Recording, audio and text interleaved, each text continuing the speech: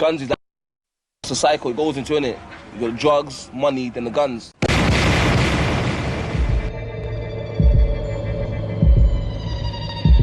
You've been arrested for attempted murder.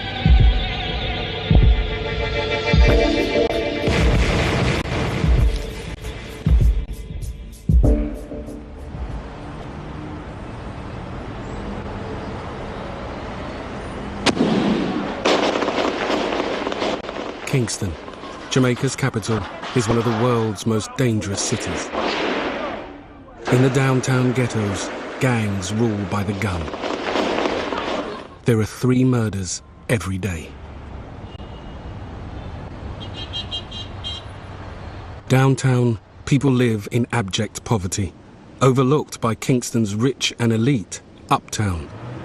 Those who can leave in droves, looking for a better life away from crime.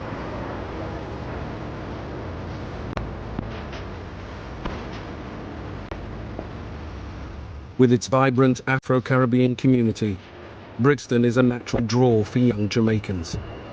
But its streets aren't paved with gold. 4 out of 10 black youths are unemployed. Some are tempted into armed gangs to earn quick cash for dealing drugs. But guns, drugs, and money are a lethal cocktail. Kevon Forsyth left Jamaica and moved to Brixton 6 months ago. He was 19 and full of hope for his future. He wanted to work as an actor, but things didn't go his way. Late on a Sunday night, Kevon and his girlfriend were buying food. They had a row with 3 British black youths in a shop doorway. 2 had guns. The third, the ringleader, ordered the others to shoot. Kevon is dead, 6 months after arriving in Brixton. Our victim suffered 1 shot. The shot was through the back. It's clipped the spinal cord and it's severed the aorta. Inch either side, he would have lived, obviously. As the victim and the gunman are black, Trident takes the case. They are the elite police squad who've dealt with gun crime in London's black community for the past 5 years. Kevon's girlfriend was also shot. She's in hospital, but she is expected to survive. She wasn't particularly awake. I mean, we asked about reasons behind it all, and she wasn't able to come out with anything substantial. We asked her about what type of gun. She said a spinning barrel. One assumes she means revolver. Detective Superintendent Rick Turner is head of Trident's 4 murder investigation teams. We believe that within the shop there may in fact be a bullet that didn't hit the victim or his girlfriend that may be lodged somewhere in the shop premises. So whilst a number of witnesses said 3 or 4 shots, it's important that we try and establish exactly how many shots there were, and if there are bullets or a casing inside the premises, we need to find them. So we've called down our specialist pulsar searching team, who will be doing a fingertip search of the shop. Trident's initial inquiries reveal Kevon Forsyth was a law-abiding citizen in Jamaica. But within 6 months of arriving in Brixton, he'd bought into the gangster lifestyle. He'd begun hanging with a rough crowd. The case moves quickly. From hospital the morning after the murder, Kevon's girlfriend says she may have recognized the ringleader who ordered the shooting. They rowed with him the night before outside a cab office a few doors away. Trident circulate the man's details. He is wanted for murder and will be arrested as soon as he is found. There's a person of interest at the moment that we're trying to get hold of. We believe that he was there but might not have been a gunman, so it's vital that we get hold of him. We've got some good intelligence coming in, but clearly whilst it's quick, until we get hold of him, it's not quick enough. In London in the last 3 years, 56 young black people have been shot dead. 80% of the gunmen are British. The gunmen are a tiny minority of the black community, but there is a shooting every other day. You used to get a Reebok gun. You can get one. It's like going to like Tesco's. When I was around 18, the guns was everywhere. I saw guns everywhere. Everyone had guns. That was like, whoa. That was like buying a pair of Nike trainers. That was when you put your jacket, your jeans, your trainers, and you put on your gun. Your strap and your It was like a fashion accessory after that. I was like, wow. Jay Sows and his friends are part of a South London gang.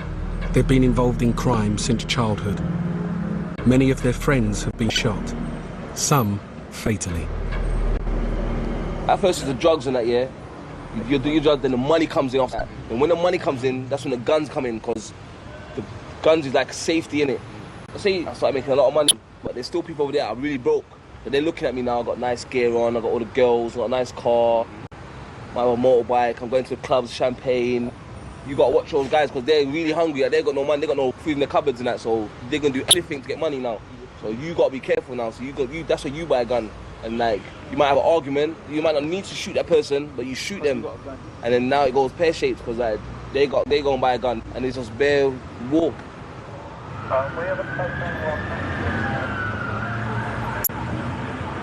It's a week since Kevon was murdered.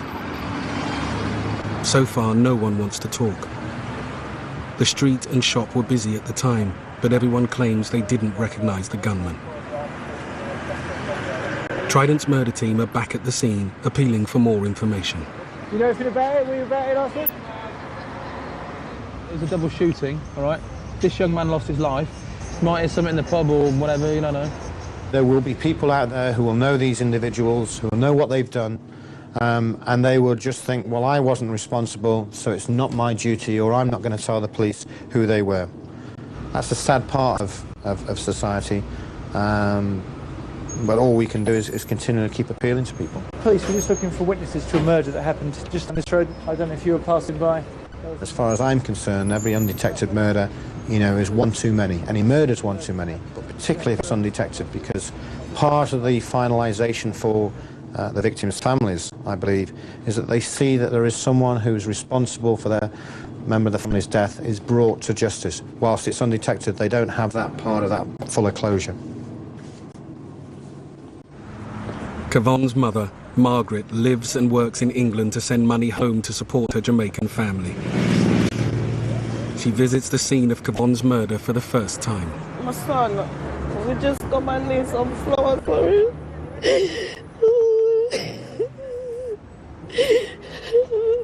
Well, he had one on Sunday? Yeah, the Sunday night, yeah, the 26th. Yeah, that's 20.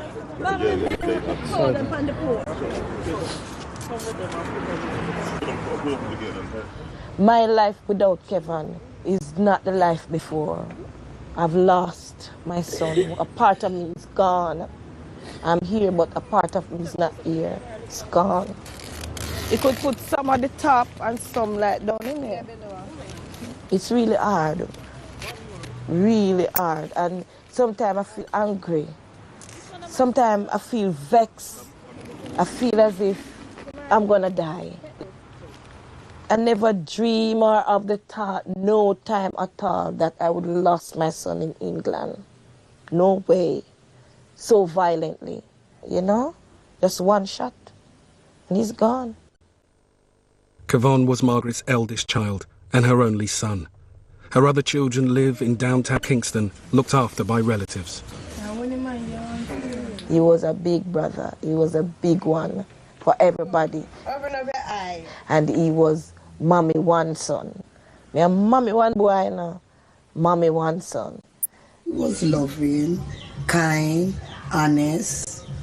He was just everything to us. He was, I can't even explain how he was so loving, so nice. And with the music they hear him, Auntie, I want dance. Yeah, him love dance everywhere him go, him draw crowd. Everywhere Kevon go, him always draw attention, you know? So, you know, he was just our movie star. Although he was poor, it's as if we weren't poor. Because we have rich love, rich family love. You say, my sister, take care of yourself, you know. Let nobody do you nothing, you know. Just stay far out of trouble. Because I don't want to stay in England or here say you're dead. And instead, I may stay in Jamaica, you say. And kill him. Now sometimes I wonder what could I do? That's them kill him. I don't know. Sometimes I just feel lost.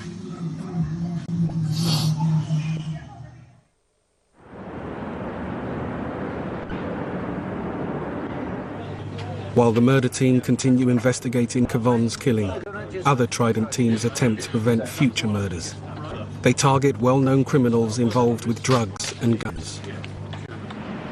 John Coles heads Trident's team of 350 men and women. He believes preventing shootings is the only way forward.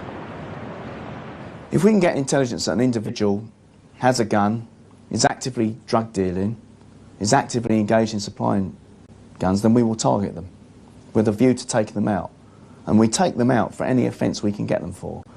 The idea is to get him off the streets, because if he's off the streets, he can't shoot anybody. In 3 years, Trident has seized 450 guns and 7,000 rounds of ammunition. They've found 960 kilos of drugs and over £800,000 in cash. They have 2 proactive teams that target key criminals, trying to stop the flow of drugs and guns. Trevor Gardner has worked on Trident's South London proactive team since it began 5 years ago. I'd like to think from the community's point of view that we are doing them some good, that we are taking guns and we're taking drugs off the streets. Lots and lots of people think it's cool and it's a groovy thing to carry a gun, but in my view you only carry a gun for one purpose, and that's to use it. All they do is bring misery to people's families, loved ones, and ultimately to the person that pulls the trigger. Trevor Gardner's team is working on their biggest case yet. 45-year-old Owen Clark was head of a huge drugs empire running cocaine from Jamaica to the UK. Trident reckoned he cleared nearly £1 million a year. He treated himself to designer clothes, diamond jewellery and expensive cars. Women flocked to him. They may not have known where his money came from. Trident watched his empire for 3 years. Clark kept a distance from the drug dealing, but the team arrested so many of his employees, they forced Clark to take a more direct role. As he became more active, their surveillance intensified. They needed to arrest him red-handed. We did hours and hours of surveillance. We just followed him for 30 odd days, for anywhere up to 18 hours a day. From when he got up out of bed in the morning to when he went to bed at night. Clark was regularly seen with Jason Sadler, his top henchman. They were spotted with another man exchanging a bag for a brown envelope. Trident believed the bag contained cash, payment for an envelope of drugs which Sadler now had. While this went on, Trevor Gardner's team were waiting at a flat Clark used. To take him off the streets, they needed to catch him in actual possession of drugs. At this point, as Owen Clark's walking in, myself and the rest of the guys from the team were actually hiding in the ground floor stairwell. In, uses a key. Waiting for all parties to go in, and then we were going to, hopefully, surprise them. Yeah, it's definitely the same male with the headband. Wait. He's out towards his dress, using a mobile and carrying a large brown envelope. Within probably about 5 or 10 minutes, Jason Sadler joins him, and he's still carrying the brown envelope. He was buzzed in, and he then goes up to the top floor, and we're still waiting. In, and upstairs. We waited for about 10 minutes until we thought it was the right time to go in, and then we forced entry to the door. And in the kitchen, we found them. And we've gone into the kitchen. Clark was actually on the worktop trying to climb out the window. Bear in mind, it's the 3rd floor window. I don't think he particularly cared at that point. He just wanted to get away. Could have gone horribly wrong, but he was finally brought back into the window and handcuffed. Yeah. In my head, ain't it? You banged your head, did you? I got a hit in my head. Okay, what's your name? Owen. What's your surname? Owen Clark. Okay. On the little kitchen table was a large packet of crack cocaine. After 3.5 years of painstaking investigation, they caught Clark and Sadler red-handed manufacturing crack cocaine. And it was quite a tense moment, but it was also the exhilaration of the 3.5 years' work. But it was a judgment call and the correct one, and we got the jackpot. Sadler pleaded guilty to supplying crack and was sentenced to 5 years. Have been arrested for conspiracy to supply Class A cocaine. Clark's lucrative drugs business was over. He was found guilty and sentenced to 13 years. With Clark safely inside, gun crime in London fell. But Trevor Gardner isn't prepared to leave it there. He believes Clark earned a massive amount from his illegal trade. Clark was rarely seen without his diamond-encrusted bling. After his arrest, Trident seized all they could find. This is Owen Clark's jewellery. He says they were gifts and he disputes the valuation, but you feel the weight. I mean, that is good quality jewellery that's been well made. Just those 3 items, I think, were valued in sort of the region of about £10,000 or £12,000. So it is big money. It is big money. They had his jewellery, but wanted his money. Trident's money laundering expert, Alan Johnston, was called in. Quite often, the motivating factor behind the kind of shootings that Trident deals with is actually money. And if we can, yes, we will take the shirt off their back. And hopefully we'll take some of the glamour out of crime. Because you don't look too glamorous as a criminal when you're driving around in a beat-up car with clothes that you've maybe got out of a charity shop or last year's fashions or whatever else. So the idea is we will take the profits out of crime and we will take the shirt off the back if we can. No drug dealer can be allowed to profit from drug dealing. We've got to track down, find their money and retrieve it. They shouldn't just sit in prison, do their time and come out again with hundreds of millions of pounds. Who knows? I mean, it's just got to be done to make other drug dealers see that we're not just going to put them in prison, we're also going to take their money from them. I think that hurts the criminals more than doing the time. Tracing illegal cash is an international money puzzle. It will be months before they know how much Clark is worth.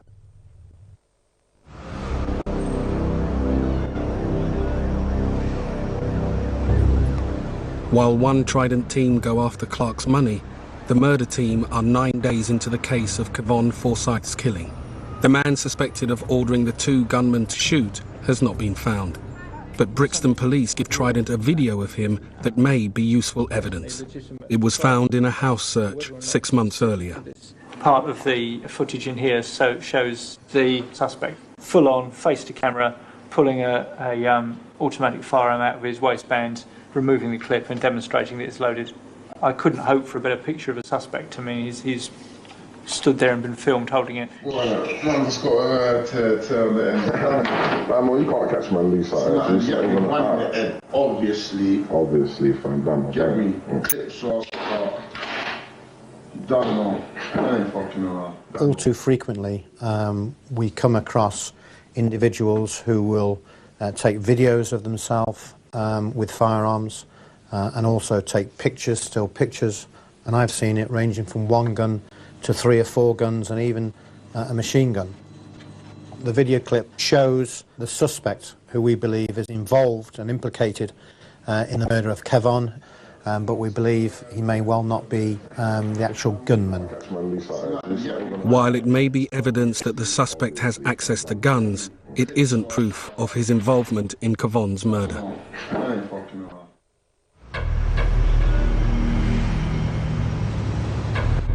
Trevor Gardner's team have researched Owen Clark's assets in the UK. In London, they've found 2 houses he owns worth £500,000. But the paper trail is leading to Clark's home country, Jamaica, where he may have more property. John Coles heads there on an operation to find Clark's illegal gains. Jamaica, where it is in the world, is a fantastic stopping off point for people who are bringing cocaine from South America.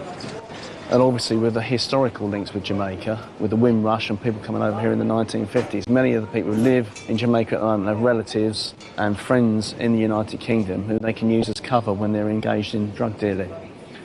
There's this thing about getting rich quick, because I'm not going to live for very long. And, you know, fast cars, women, the bling-bling, all that type of thing. and some of them got the attitude, I've got to get rich quick because I'll be dead by the time I'm 25. And quite often, in many cases, that's true.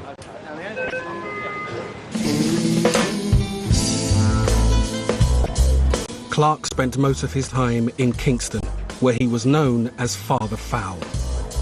Trident believes he lived uptown, away from the crime-ridden downtown where drugs, guns and murder are a fact of life. There were 37 murders here last week, and it's the highest level of murder overall for several years. I mean, if we had 37 murders in London, we wouldn't be able to cope. And the Met's got the best murder investigation teams in the world and the highest clear-up rate. And they just don't have the experience or the skills to investigate all those murders. And hopefully, through us working jointly with them, particularly on the Father Foul case, they can learn from us and perhaps have the opportunity to start to investigate those murders properly. John Coles is shown around by a British officer working in Kingston. It's not safe to drive unless you know the city well. Part of the reason why we're out here is to look into Owen Clark, Father Foul, who was arrested by Trident and convicted earlier this year. A major drug dealer engaged in gun crime in London, but with roots back in Jamaica and other Caribbean islands. Where we're going at the moment is one of the premises that was linked to him. Can you just tell us a bit about it? Yes, up here on the left-hand side is La Rousse. This is the focal point for a British link-up that met every year, where obviously those involved in crime across the different parts of the UK used to come out and laud themselves. Would travel up in high-class vehicles to show how well they had succeeded in their criminality within the UK. So they didn't put a bit of money into building the roads a bit better as well then. Oh, bloody hell, that pothole.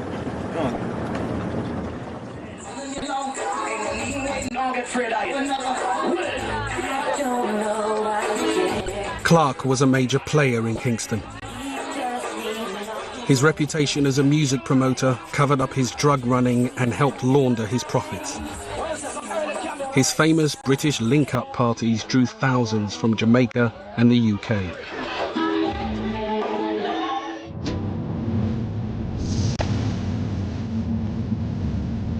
Trident worked with the Jamaican Constabulary to search for Clark's illegal earnings.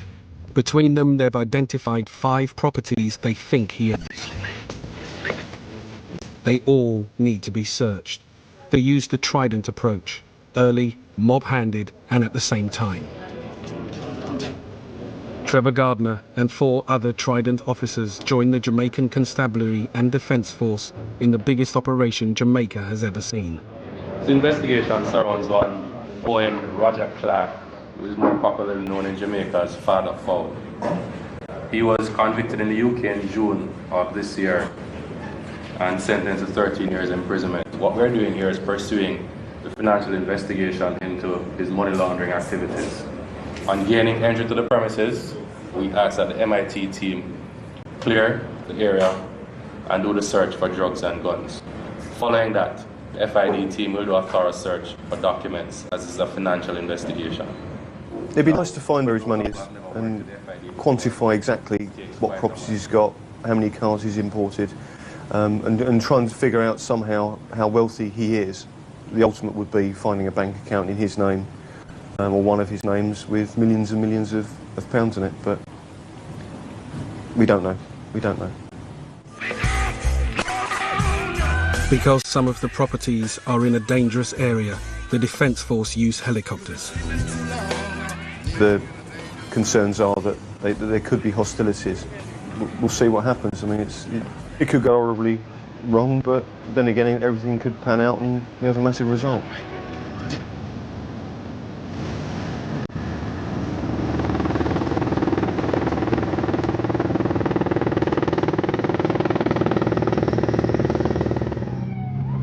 Trevor Gardner's convoy heads to an uptown mansion. The Jamaicans aren't wasting any time.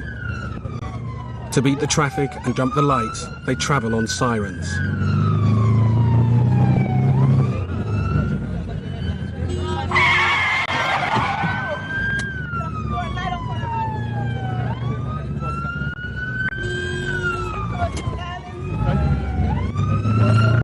Interesting. quite dry.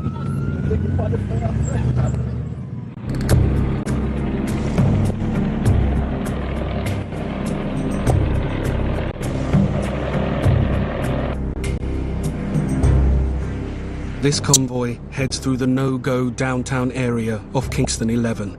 There are 2 adjacent houses which they think Clark owns.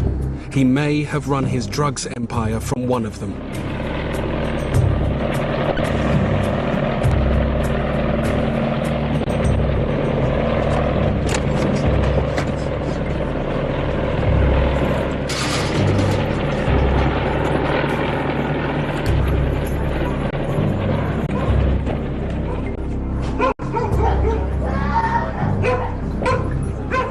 One of the houses is quickly surrounded. The occupants come quietly. But next door, there's a standoff. People inside refuse to let the police in. It's illegal for Jamaican police to bash doors in like Trident would. After 10 minutes, a female officer persuades them to open up. They can now search for evidence.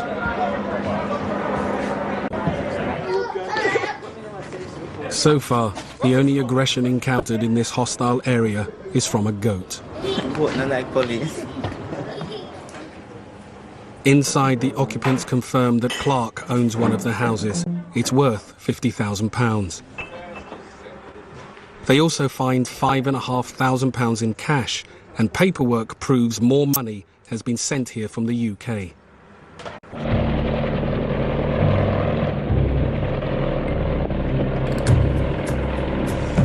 Trevor Gardner's convoy arrives at a mansion in the hills. The Jamaicans think it is Clark's home. They don't know who's living there now. Trevor and the financial investigators wait as armed police ensure the house is safe.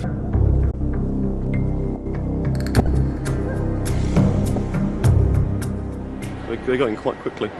No gunfire, so I'm happy. With the house secure, the search gets underway. So far, no paperwork links Clark to this property. It's possible that I could have known the person by seeing the person, but knowing the person's name. Because I've known a lot of people. If you bring certain people before me, I can say, yes, I know this person, but the name, I might not know the name, but that name don't clicks. I don't know what you're talking about. I don't know who is going, Clark. You must have had some sort of intelligence. And if you have intelligence to have come to search this house, it's either mischievous or something. She said that she knows nothing about it. But there are a couple of things that will make a bit of sense. So, you know, just some addresses and names and things don't aren't fitting. So we can keep probing, keep looking, see what we find out. I'm gagging for a drink. Excuse me. The occupiers prove that they have owned the property for years. The intelligence suggesting this is Clark's home was wrong. In a third area of Kingston, the Jamaican police arrive at an exclusive complex. They think Clark owns 2 apartments here, worth over £100,000 each.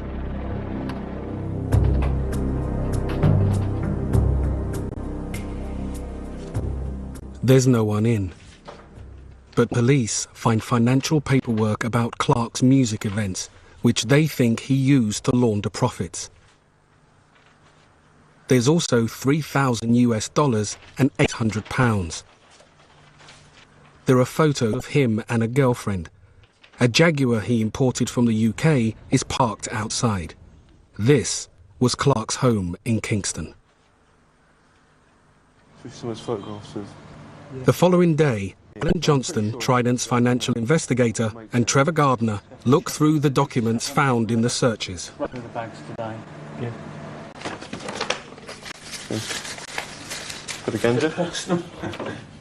King Alarm, Iron Clock. Apartment 44. Top stuff. To service, it was just 5,000. So that's Jamaican. When was it due?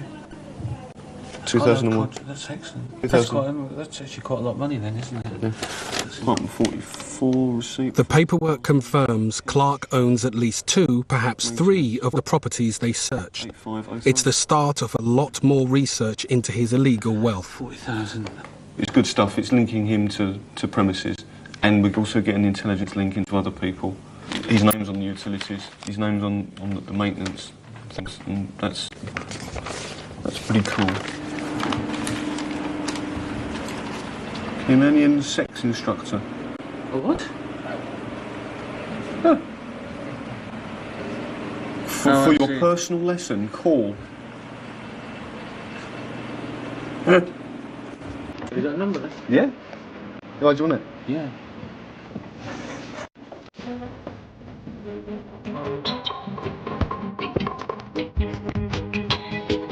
I've had an opportunity whilst I've been out here to get out into the poor areas, the areas where there's the real crime problems, and it really is really horrendous, the living conditions of some of these people, and you can understand why there is the attraction for them to criminal activity, because it's probably the only way that they can earn any money. In 2004 in Kingston, 1,088 people were murdered. To fight this epidemic of gun crime, John Coles arranges for some Trident officers to stay on and help the Jamaican Constabulary. To some degrees, they are the British Police Service 20 years ago, and they need to come into the era of modern policing. They've got to get ahead of the game. They've got to take out the gunmen before the murders are committed. It's the only way, otherwise they'll never get on top of it. In Brixton, there's been another shooting. At 4:45 in the morning, across from where Kevon Forsyth was murdered, a black youth has been shot in the stomach. But unlike Kevon, he has survived. Detective Sergeant Pete Hine has investigated Trident's non-fatal shootings for 5 years. He's at a CCTV centre, hoping to find footage of what happened. He appears to be holding something. That's a gun, isn't it? Oh, yeah. Got a bit of shooting. That's a gun. Yeah. Definitely. Oh. See that? Oh, what have we got here? Watch this. Watch this. Here. Oh, get down. See that? So that's about 20 feet high. Oh. He legs it, doesn't he? Yeah, he does like it. That's the man with a gun, isn't it? Yeah. They've obviously gone there prior to the victim turning up. They've had some sort of meat. And you can see just to the left-hand corner a flash and the victim hitting the floor. He gets up, runs off towards Brixton Road, and then you see one person on a bike. I believe he's just put a gun down his waistband there. He's off. The victim was on a first-floor balcony. The shot blasted him onto the ground below. But as with Kevon's murder, no one wants to talk. Even the victim won't help Trident investigate. These people who are shot, a lot of them have actually carried out shootings in the past anyway themselves, and it's a case of they don't want police to or won't cooperate with police because they'll sort out themselves. And unfortunately, this investigation has really come to a standstill for the time being. But on Kevon Forsyth's murder case, Trident get a break. 6 weeks after the killing, the man suspected of telling the gunman to shoot has been spotted. He's a mile from the murder scene. Armed police units are sent to try and detain him, while Trident officers race to the scene. 4 up in the car, he can go on Blues and Twos to the area now.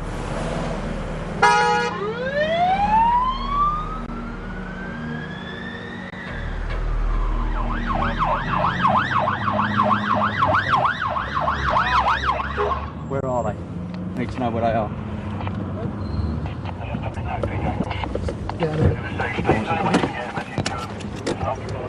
The suspect has been stopped in a car by 2 armed police units.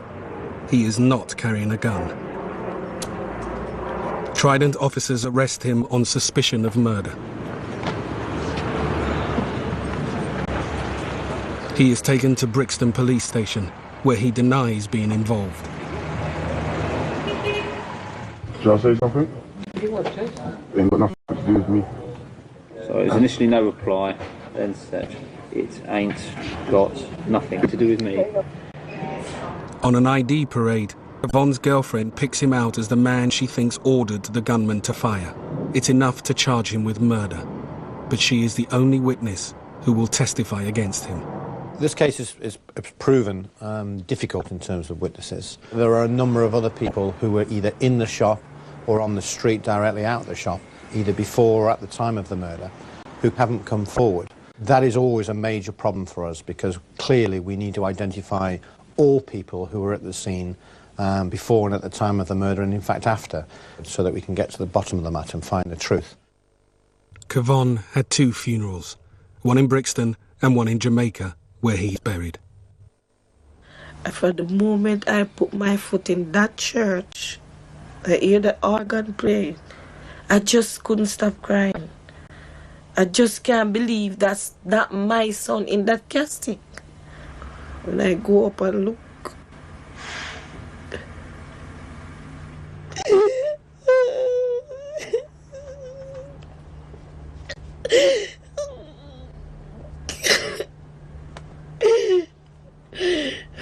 one son. Not only just a son, but just one son. You know.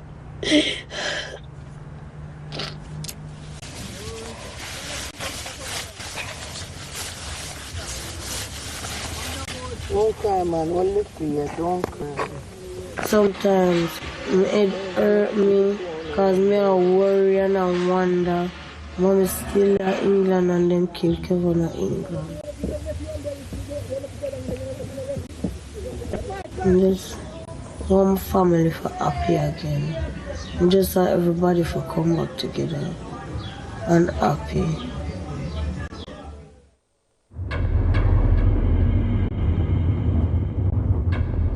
There has been another shooting. A black youth has narrowly escaped death. Pete Hines' team are on their way to the scene.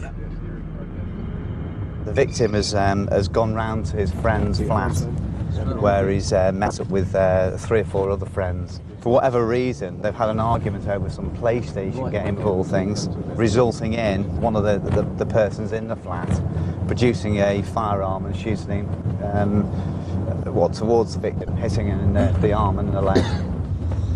Yeah, it's amazing what you get shot for, really. Youths that regularly carry guns now use them to settle petty disputes and disrespect issues. We've got a bullet in there, we've got blood in the flat, on the door mainly, of the lounge into the hallway. Right. We've got a bit of blood on the carpet down by. So where do you think he was actually shot then, John, would you suggest? That, I'm not totally sure. Because he said he was playing with his laptop, wasn't he? So yeah, he's if he's got his laptop on his lap, yeah, and he's sitting around there, I'd say it's gone through that way. Right, okay. It shows the exit point as well, doesn't it? Police photograph the crime scene and collect forensic evidence. Local police have arrested the occupier of the flat, but they realise he is a witness rather than the suspect. Pete Hine hopes he will name the gunman. So when did you actually first realise things maybe not as sweet and light-humoured as you first thought? When voices started to raise, before I knew it, I just heard a loud pop like a firecracker. And you know, the next thing I knew, there was a smell of gunpowder in the whole room. I then noticed like a long trail of blood on the wall, and I was like, oh God, somebody's been shot. Did you see a firearm? No. I think you did. I don't think I did. You took a long time to actually answer that question there. Because I'm trying to think, if I did see a firearm, I'd picture a gun, something big, shiny. I didn't see a firearm. You heard this pop. Now, if I hear a pop, surely you instantly look round. What was that? And you look round all of a sudden, and someone must have been standing there with something in their hands. No. Nothing at all? No, I didn't. Are you absolutely sure about that? I'm absolutely sure I did not see a firearm. One or two grey areas there. You can remember you know, who was wearing last year's night shoes and what they were, but he can't remember who had the firearm and stuff like that. It's nothing sort of adds up. 1 week later, Trident receives information from the black community suggesting who the gunman was. A person who lives in the Peckham area, Camberwell, Peckham, that area, is boasting about the shooting, that he shot someone, and that he feels that he's got away with it. So obviously we've checked our intelligence database and we've come up with a person who was running with the Peckham boys. On the police national computer, he flashes violent weapons and drugs. So you got the generic name, the Peckham boys, but then you've got all different little crews from, you know, that make up the Peckham boys as a whole. You know, it's almost like a ladder system really within a gang. You start at the bottom, you've got to prove yourself, and the only way to do it, as far as they're concerned, is going out to shoot somebody.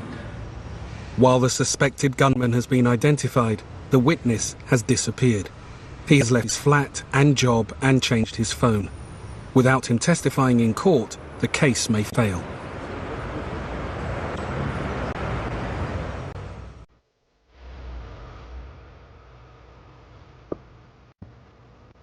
By the middle of 2004, Trident had dealt with 41 shootings in South London.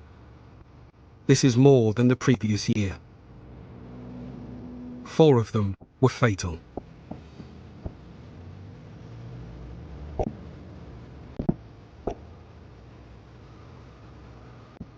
On the Owen Clark case, Trevor Gardner and Alan Johnston are 4 months into tracing his illegal wealth.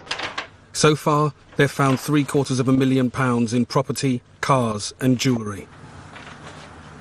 Once their research is done, a judge will decide how much Clark has to repay. He will assess it and so you have made this X amount out of the proceeds of crime and you have got to pay this amount, and how he satisfies that order is a matter for him. If he has to sell property or if property has to be confiscated should he not pay, then so be it. They aren't satisfied they have the full picture, as they haven't managed to take the shirt off his back. Clark only wore designer clothes. So far, none have been found in any of his houses. Where are all Clark's clothes? All his expensive suits that we have seen him wear in varying videos and in his party gear. We've not been able to find any of it, so it does suggest that he has got one or more properties still in Jamaica. There is a wardrobe missing. We are short of a gentleman boudoir. It's the most serious case of wardrobe theft I've ever dealt with in my career. It's the Harden South London detective. Most vicious crime of its type. They've stolen. They've stolen? They've stolen his Prada and 2 his Paul smoking Smiths. jackets and a pipe. He's got no machino left.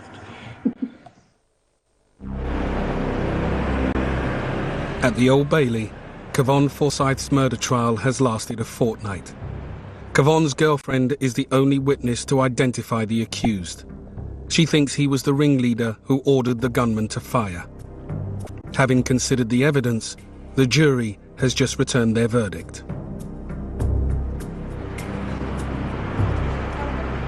The suspect has been found not guilty. We still have not got to the bottom of this and found the person responsible. The investigation will not close until we do bring somebody to justice and have a successful conviction. That's very important for Kevon's family, who need to have some form of closure. Whilst it'll never bring Kevon back, it's very, very important for them. My son died and no justice, and I hope to God they will bring him justice, because that's what I want. Justice. And the killer is out there. I know the killer is out there. He's out there somewhere.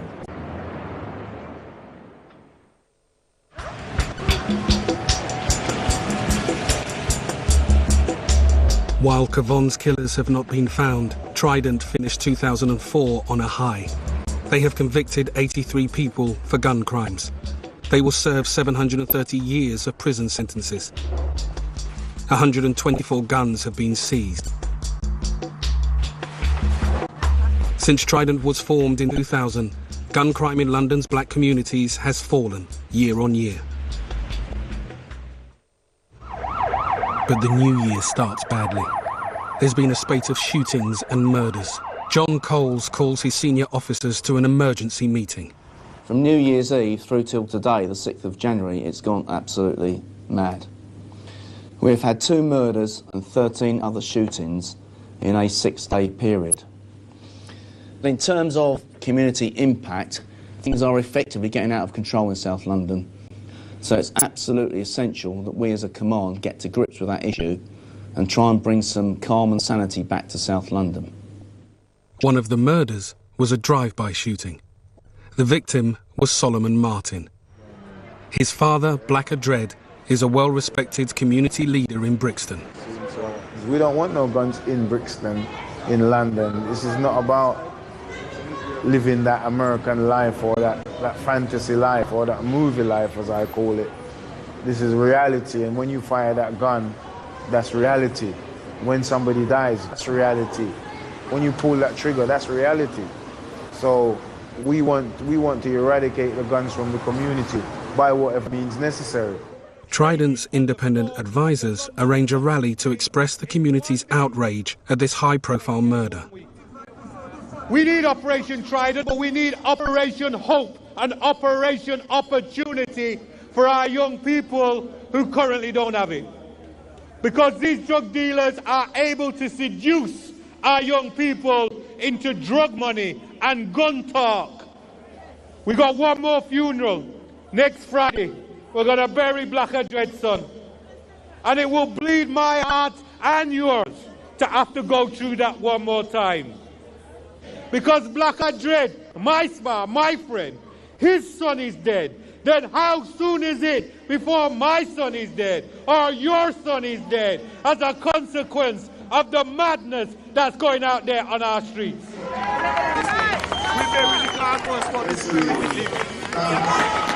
You have to stop this stupidness. The gun thing have to stop. Yeah? No more guns. After me, no more guns. Again! No more guns. Again! No more guns. Again! No more guns. Again!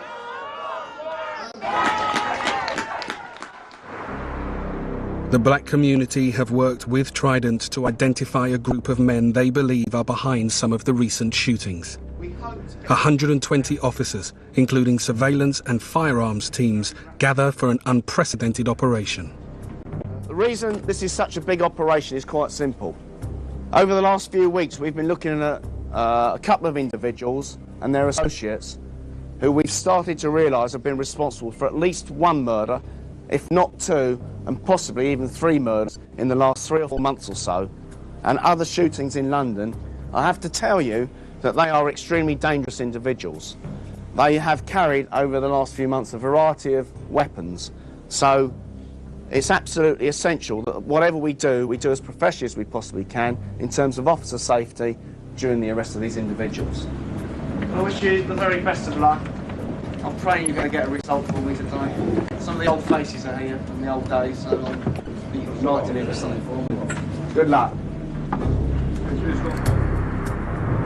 This is probably the most important operation we've done for a number of years, because if we don't take these people out, they are going to shoot someone else.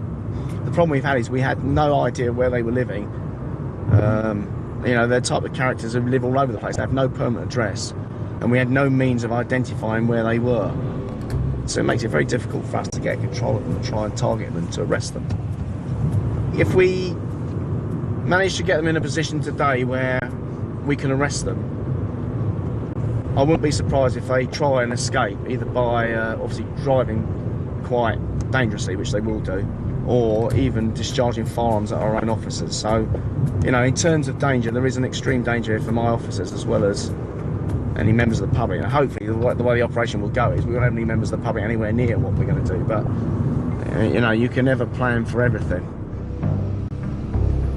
The officers split into 5 groups and head for different targets across South London. Yep, hello. Can't talk now. Bit of a situation about to occur. Later. Bye-bye. Steve Waller's team are on their way to one address. Armed police lead the convoy. There's a very sobering effect that armed police have on the ultimate bad guys. They do have a habit of calming them down somewhat. The element of surprise is often a very effective weapon in, if you like, belittling these people. These guys may well be the sort of people who will kind of go down with the fight. But they'll want to make an impact, they'll want to make an impression, they'll want the whole street to know that the police are doing bad things and have arrested an innocent man and such like. Okay, we're just approaching our position whereby we're going to be held back now. They wait nearby. Armed police enter first to get the suspect. A few miles away, the second team have blocked a road as armed officers raid another address. Another Trident team waits for the suspect to be brought out.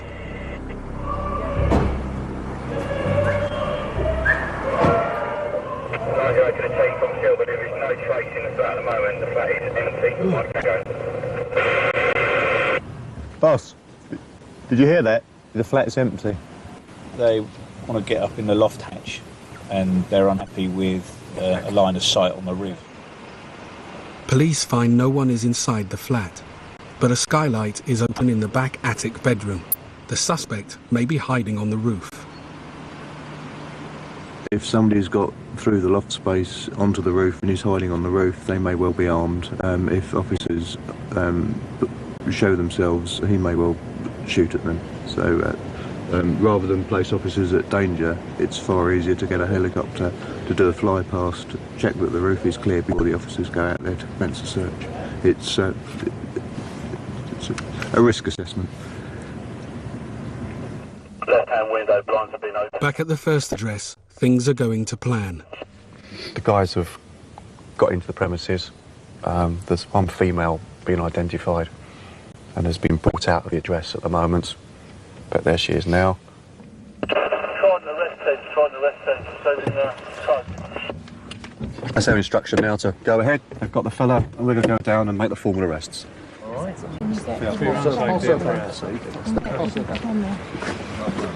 Okay. Let's take him. Let's take him over here. Thanks very much. He's unsearched. Unsearched. All right, stand there, fella. Okay. I'm going to give you a quick pat down, okay? Make sure you're okay.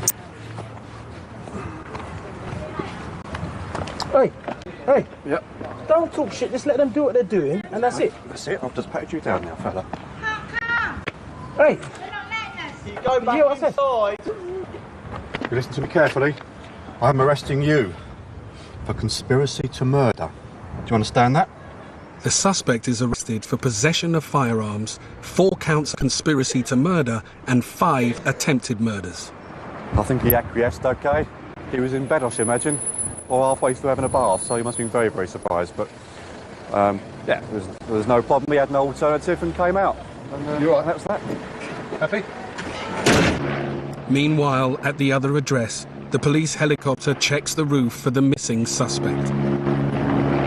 They'll also be checking the back gardens in case somebody's managed to jump out from the back. That's the reason why they keep circling around at the moment. So I think if there was anybody there, the chances are they would have found them by now. So I think it's one of those unfortunate occasions where, despite our efforts, we've got it wrong.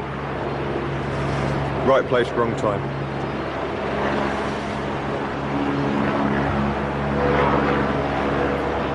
The firearms team are satisfied the suspect is not there, so they leave. Trident wait for a specialist team to search the flat. There's obviously hundreds of different scenarios that could occur now. The suspect could turn up in his car, we're all unarmed, there's a possibility that he's armed.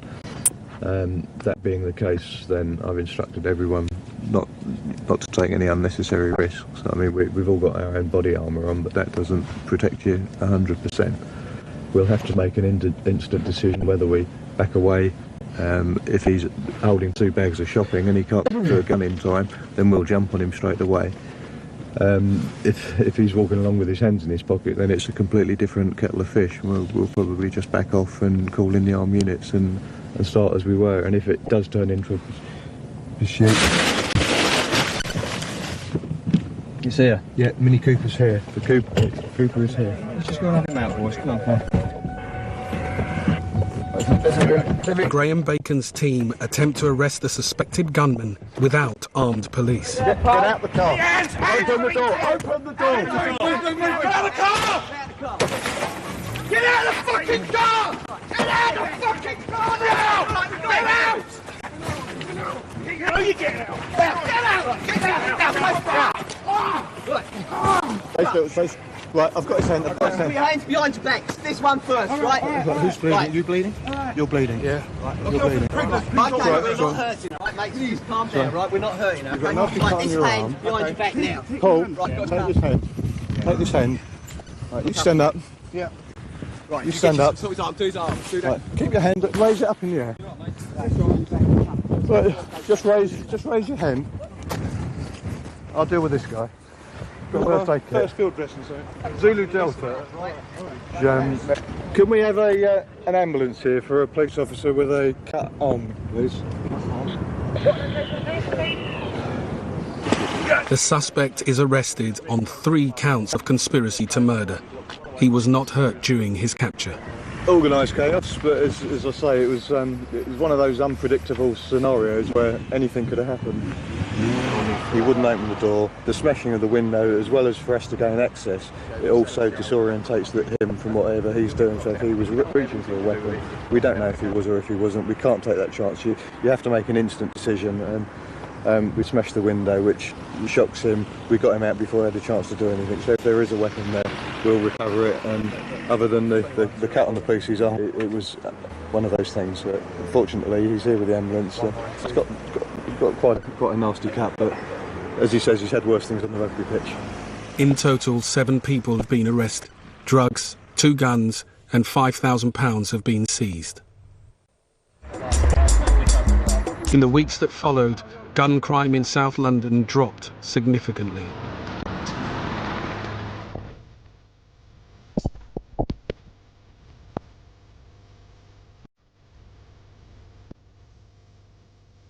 A man stood trial for the shooting over the PlayStation argument, but without the main witness, the trial collapsed.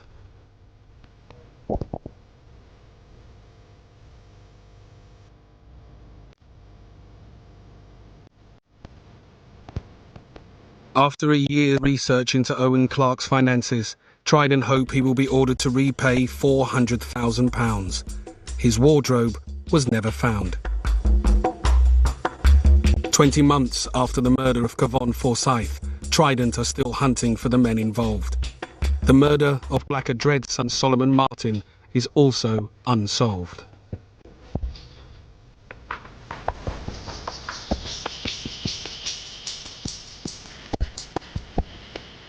Gun crime continues to be a problem in London's black communities. Both gunmen and victims are getting younger.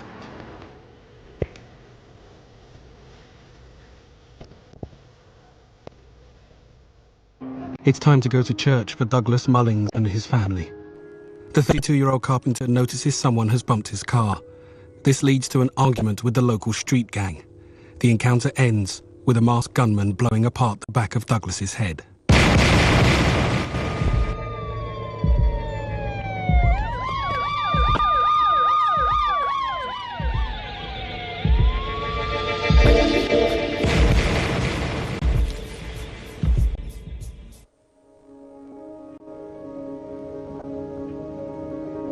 When Douglas was taken to hospital, it was decided quite quickly that he should be protected by armed police officers. He'd been attacked by incredibly violent people. I thought there was a very good chance that these people might wish to go to the hospital and cause him further harm in order to stop him from speaking out. Normally we're a murder investigation team, and it's very unusual for us to take on an attempted murder. That's usually the shootings team's job, but in this instance I think that the opinion was, which I suppose is wrong, is that he's so severely injured or so critically injured that he won't survive. Hello there, I'm from Trident. Trident is an elite unit focused on black-on-black gun crime in London. To reassure the local community, a murder team takes the case. We're examining Meridian Walk, which is a walkway into this little housing estate. And by great stroke of luck, there is CCTV there that we think have caught most of the incident. The tape shows a stolen gold Mercedes bumping into a parked blue Honda. Its owner, Douglas Mullins, goes up to the occupants of the Mercedes. The driver, wearing a distinctive black and white hat, confronts Mr. Mullins. Well, we also have many witness statements from people who have witnessed this offence from the beginning. They have told us that the man who was arguing with Douglas is called Sykes. This is Douglas here with the green top and the blue trousers. He's come up and he's talking, and Sykes straight away is straight up close to him, saying, well, you know, what's wrong, man? You know, he's just driven his car into his and it's not his fault. Douglas has stood up to him and said, hang on a second, you know, what are you going to do? How are you going to pay for my car? Natalie, his daughter, has witnessed this all happening. They felt that there were big men around Meridian, and how dare we ask them what happened to my mum's car. My mum was just trying to get to the bottom of it, and that's when immediately they said, we spoke to your old man about it, and we dealt with your old man, and basically he's a dead man, he's a dead man. You know, there was no reasoning with them, because at that time they're not rational. You know, they're just hyped up delinquents, and they just wanted to start trouble that day, and they did. You can see all the ewes just lining up around him, circling like sharks. You can feel the aggression just bubbling away. They armed themselves with blinds, with pieces of wood, with bricks, and they were just charging, you know, and we stood our ground, and that's what they didn't expect, us to stand our ground, because at the end of the day, they thought they could make us, you know, run away. Douglas has been hit by several things that have been thrown. There was bricks found in his house, all along his corridor. Then he's got hold of a long knife, obviously because of his fear. He's then chased these people around. I believe that was the time when they made that fateful call and said, yes, we're going to sort this out our way. Sykes was seen on his mobile phone, and that he's actually been heard to say, bring your peace. And I tried to explain to my mum that means a weapon of some sort, either a gun or a knife, and I think we better just go, because this is not, you know, something that we're used to. Let's just go. Witnesses have told us that the gunman was brought to the scene in a Red Rover. He's got the shotgun on his right-hand side, and he also has a black bandana covering the lower part of his face. He has run from Commercial Road to Meridian Walk and stopped outside number 57, where Jennifer and Douglas were. Douglas was just stepping into the house, and there was a gasp. And that's all I heard, and I thought, what's that? And I turned around and I saw somebody lean over and something just lift up, which was a gun, and I just turned around. I just heard chick, bang.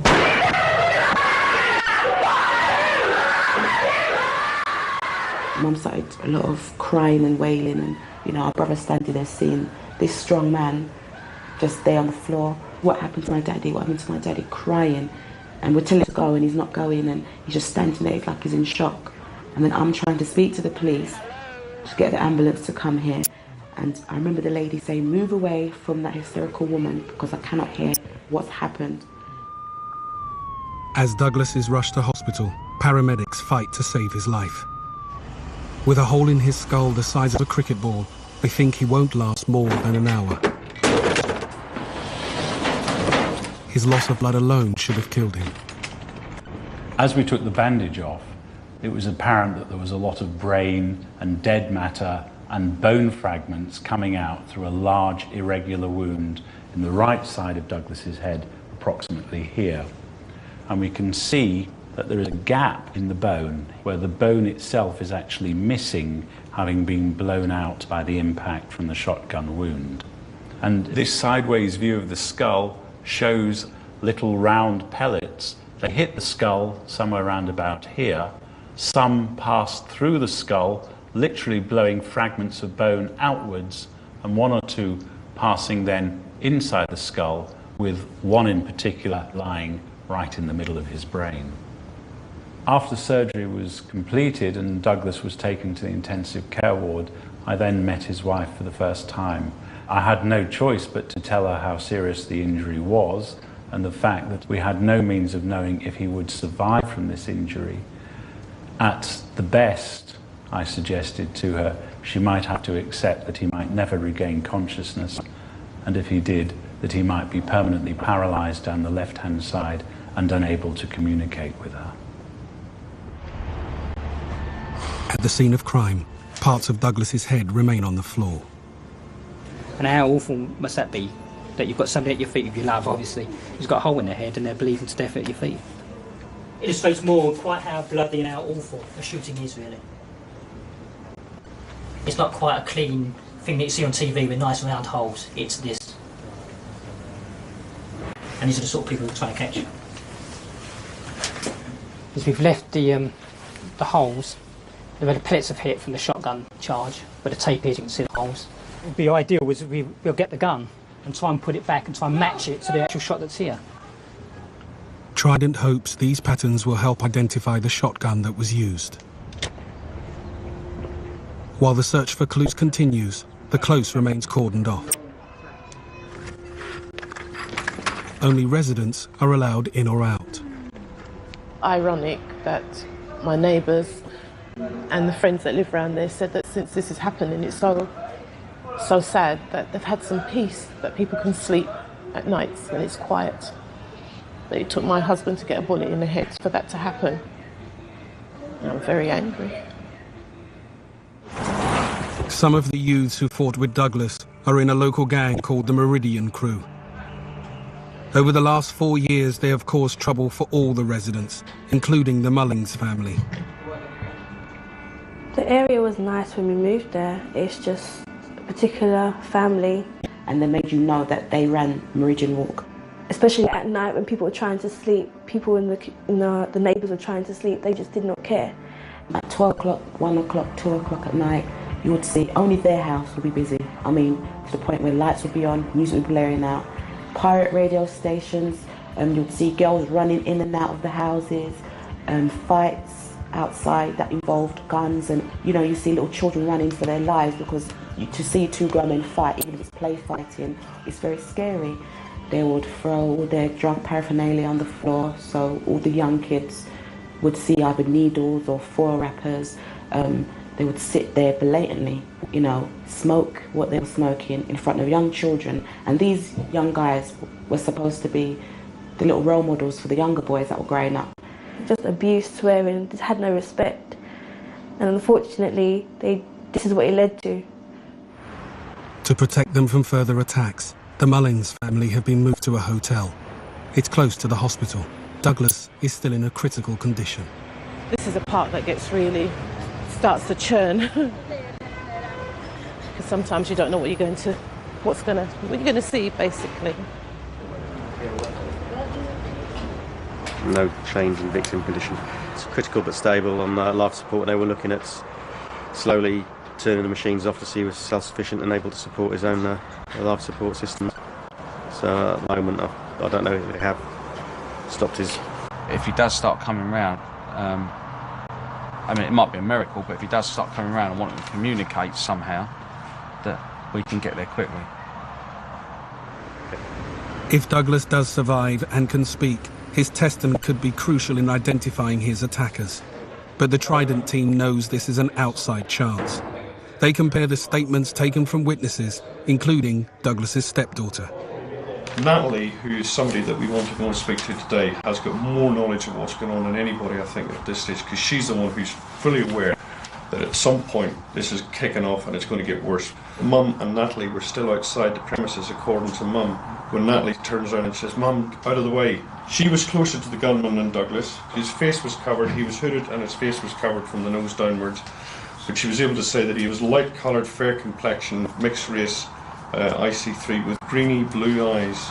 And she said, I was close enough to see the colour of his eyes. And he was cold, he fired the shot. She turned and saw Douglas falling over, put his hand to his head, which is remarkable considering the injuries. And he said he just walked calmly away. Another witness saw some young men flee from the direction of the gunshot. About 2 to 3 minutes later, she says she sees a group of 6 to 8 black youths, all over 20, somewhere between 20 and 30. She admits she's not very good with age.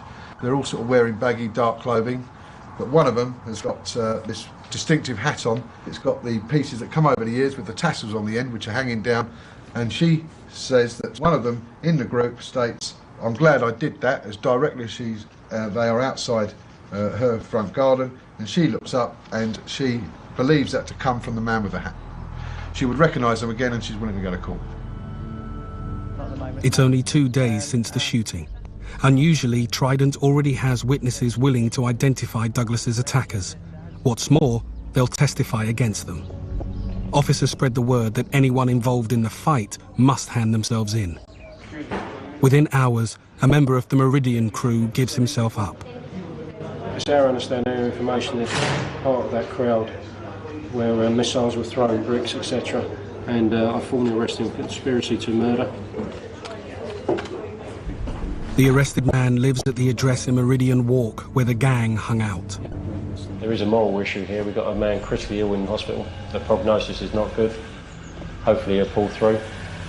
But clearly if you've been arrested for conspiracy to conspire with others to commit a murder, fortunate enough at the moment it's not, it's an attempted murder, then clearly if you've done nothing wrong you would like to clear your name. The detectives believe the suspect knows more than he is willing to reveal. Right, so we've done the interview. Like put a tooth to start with. I think he wanted to see what we knew. He says he came out of his house and he's seen the gunman, because as soon as he saw the gun, he's ran away. And when he's run away, he's heard a loud bang. But he knows that we know one of them's on the phone, but we won't say who. We wanted him to say who. He wouldn't say who, so we didn't tell him who it was. But it's got him thinking. After a night in custody, the suspect is released on bail while the investigation team gathers more evidence. They need to identify both the masked gunman with the greeny blue eyes and the man who called him in. Seasoned detective DC Kevin Stones makes a major breakthrough. I like to go and tap into the local knowledge of the officers who know the local criminals on their ground. And after 20 minutes, half hour of running through the computer, up popped the face of David Gaynor, who you can see has got distinctive greeny blue eyes. Also went into the intelligence system, which shows him having access to a red Rover with the MG kit attached to it. 10 weeks before the shooting, 19-year-old David Gaynor was stopped in a red Rover. When approached, he ran away but was caught. A police check revealed he had twice failed to appear in court for possessing an offensive weapon. In the Rover at the time was another man. If we go into the custody imaging.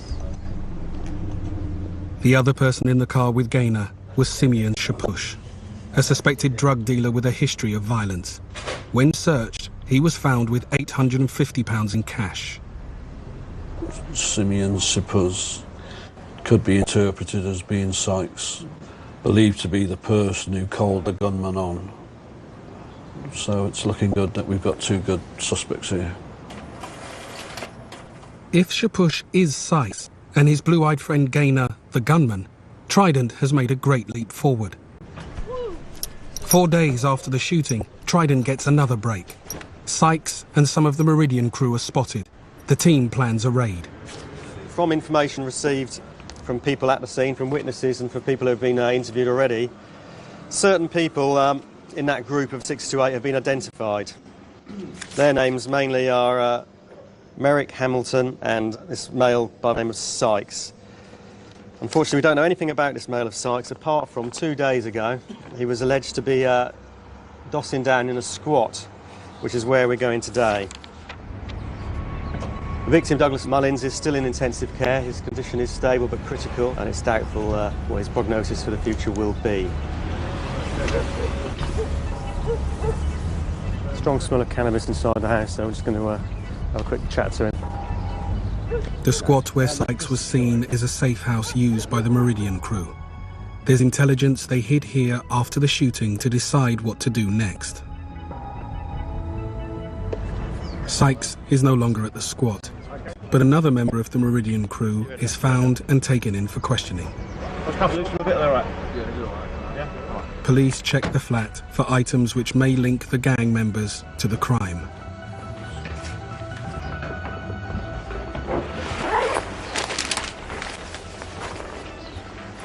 While the search team examines the squat, the arrest team heads for the family address of another gang member.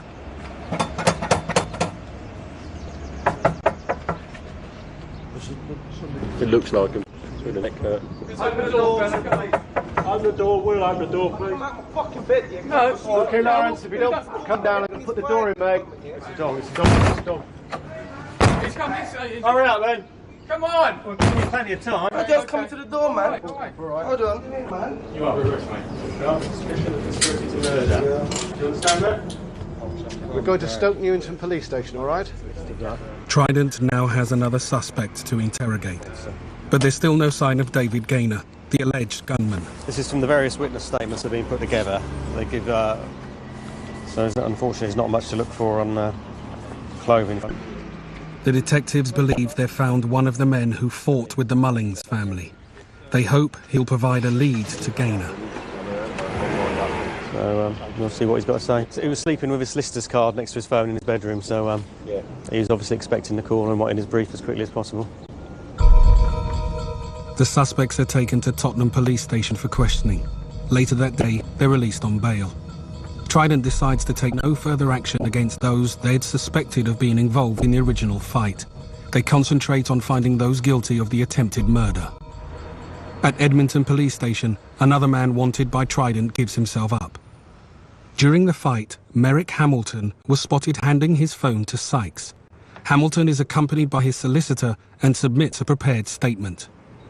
Sykes bumped into a parked vehicle. The owner of the other vehicle started arguing. Sykes advised him he was responsible for the damage and he would pay for it. The owner then took out a saw and started to attack Sykes. At no time was I violent towards anyone or abusive to anyone. At no time did I see the gunman. At no time did I state they knew the gunman or arrange for him to attend. He elected to make no further comment. A phone has been seized and his SIM card, I understand, was secreted or placed, hidden, whatever you want to call it, on top of the architrave of the door in the kitchen. Trident has intelligence that Hamilton's phone was used to call the hitman who shot Douglas Mullings. But Hamilton refuses to comment. Without more evidence, police must let him go. At the hospital where Douglas Mullings is being treated, his wife remains at his bedside. It's been very hard when he doesn't open his eyes and when he doesn't make no response. And then I'm wondering what's going on. You know, are there any brain functions? What's going on? And that's when all my kind of fears set in one respect, you know, because you don't know. And then when I ask him a question and then he might blink, then I know that he's understood what I've said. That's the highlight for me every day, to go and see.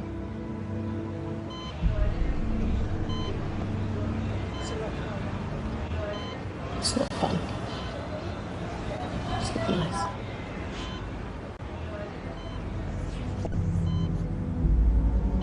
Six days after the shooting, Douglas is still in a coma.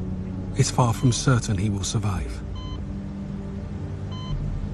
The hunt for his attackers continues. The Trident team gets a lucky break. They have a video of the Red Rover stopped with David Gaynor shortly before the shooting. The same car is spotted by local police. They've also arrested a driver of that car as being suspected of driving that gunman to the scene. He's told us where Gaynor is living, and also he's given us a phone which has got the telephone number for David Gaynor in it. Now we're hoping that we can prove that this number is the number that was called from Meridian Walk to call him to the scene to carry out that shooting. Using the tip-off from the driver of the Red Rover, that evening police locate David Gaynor at a bail hostel. He's serving a 90-day rehabilitation order for carrying a knife in a public place. David, can you take your head down? Yeah, properly down. I want to see who you are. Gaynor's criminal record began when he was 15. Since then, he has 9 convictions for violence, drugs, and possession of an offensive weapon. Sergeant, the brief facts are, on the 30th of May 2004, last Sunday, Douglas Mullings, a law-abiding family man, was shot in the head in front of his wife and his children. He's currently still alive, he's in a critical condition, and we believe David Gaynor to be responsible for this. Okay, do you understand why you've been arrested? I talked to my solicitor. It's just a simple yes or no if you understand what the officer said and why you've actually been arrested. That's a yes, yeah? Okay, David, I'm authorising your detention in this police station. Alright, there's a copy of your rights. Police must also give special help to people who have a mental health problem or who suffer from mental illness. Do you need this special help? Do you need help for any other reason? No. I just need a couple of signatures off you. One to say that I've given you your rights and one to say that you've requested legal advice. I'm going to authorise this officer to search you to see what property you have. Got some gloves. The police have not yet found Gaynor's phone, but they did get his number from the mobile of the driver of the Rover. Phone records may reveal that Gaynor received calls from Merrick Hamilton's mobile on the day of the shooting. The forensic team see that the Rover has been thoroughly cleaned recently, but on the passenger door handle they find a microscopic amount of shotgun residue. It matches the discharge found at the crime scene. At Wembley Police Station, Trident has interviewed David Gaynor twice about his involvement in the shooting. He refuses to comment. He knows that exercising his right to remain silent means he won't incriminate himself. The Trident team needs more evidence to charge Gaynor with the shooting. Otherwise, they'll have to let him go. He's had 36 hours in police custody, which expired at 9:15 this morning. And the way that it works is after someone's been in custody for 24 hours, we can get a superintendent's extension to keep him in custody for another 12 hours while the investigation's continuing as quickly as possible. And after that, the only method of detaining him further is to go to a magistrate's court and seek a warrant of further detention. And that was done this morning. That entitles us to keep him for another 36 hours in police custody. This means we've got to be doing everything as quickly as possible and we can't delay. And as soon as we've finished our investigation, we have to release him or charge him, one or the other. If a witness can positively identify Gaynor as the gunman, it may be enough to charge him. So police use video images of Gaynor and 8 other men in an identity parade. At the moment, the partner of the victim and also his daughter. Obviously, if it's positive, that is extremely good evidence to support us charging the suspect with the attempted murder. I went for the first one, wasn't him, and the second one wasn't him.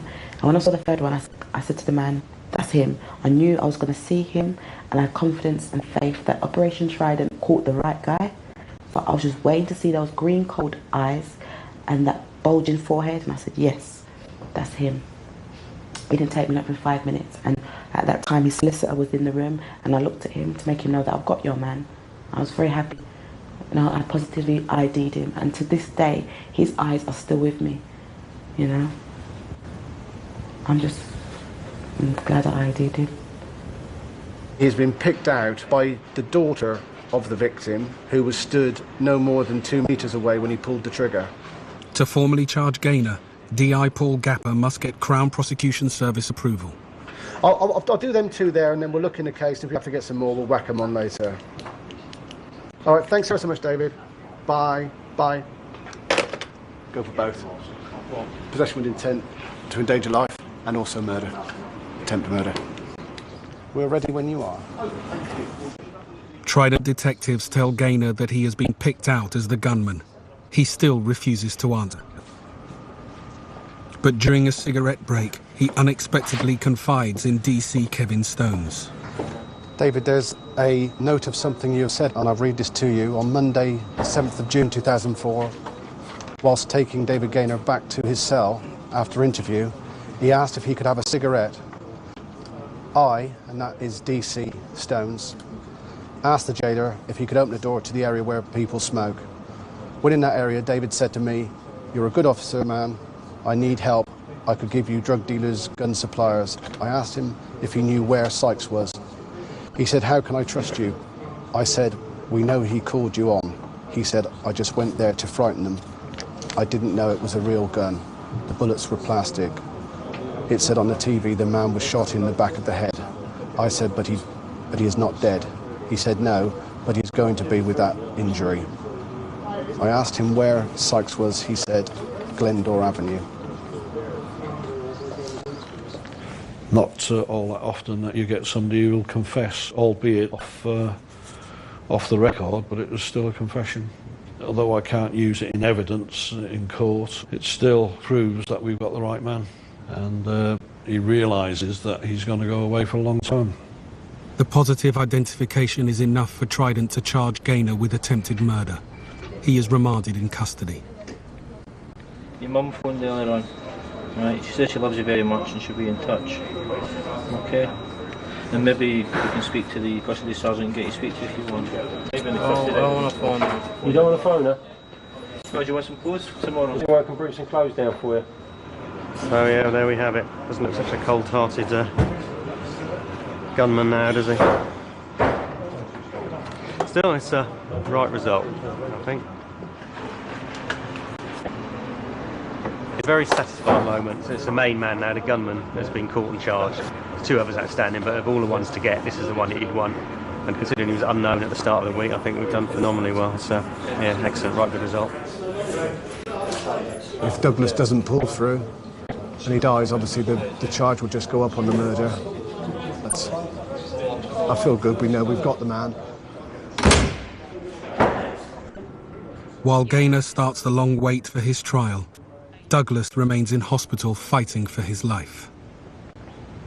Although we're just hoping, and I'm hoping that he'll pull through this, I know he won't be the Douglas that I married. And I'm going to have to care for him for 24 hours right round the clock if he survives this. And also knowing that he'll probably never be able to work again. Or even be a father to us as a family and as a husband. And I think the worst thing is that if he does survive this, I'm just so afraid that he may not remember me. It's 10 days since Douglas was shot. The code of silence that has protected so many gunmen is breaking down. David Gaynor has pointed the finger at Sykes as the man who called him in. Trident must act quickly. Sykes is a dangerous man.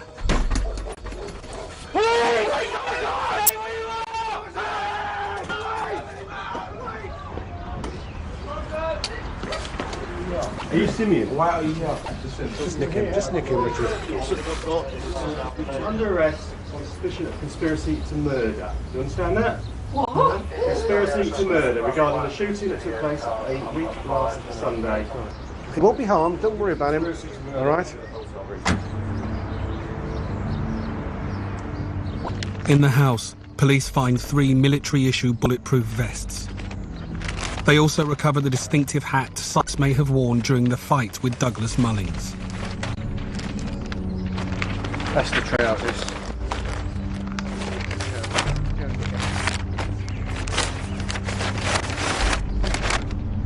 It's all gone well. We'll see what happens back at Edmonton. It's unbelievable how this job's gone in about a week and a half. Everyone's been arrested. Yeah, which is good, yeah? Very good. Very unusual, isn't it? Yeah, absolutely. That's good. Yeah, right. Face the front, please. In a video ID parade, Sykes is positively identified by both Jennifer Mullins and her daughter Natalie. Turn your shoulders so you're facing towards the wall looking at that, please.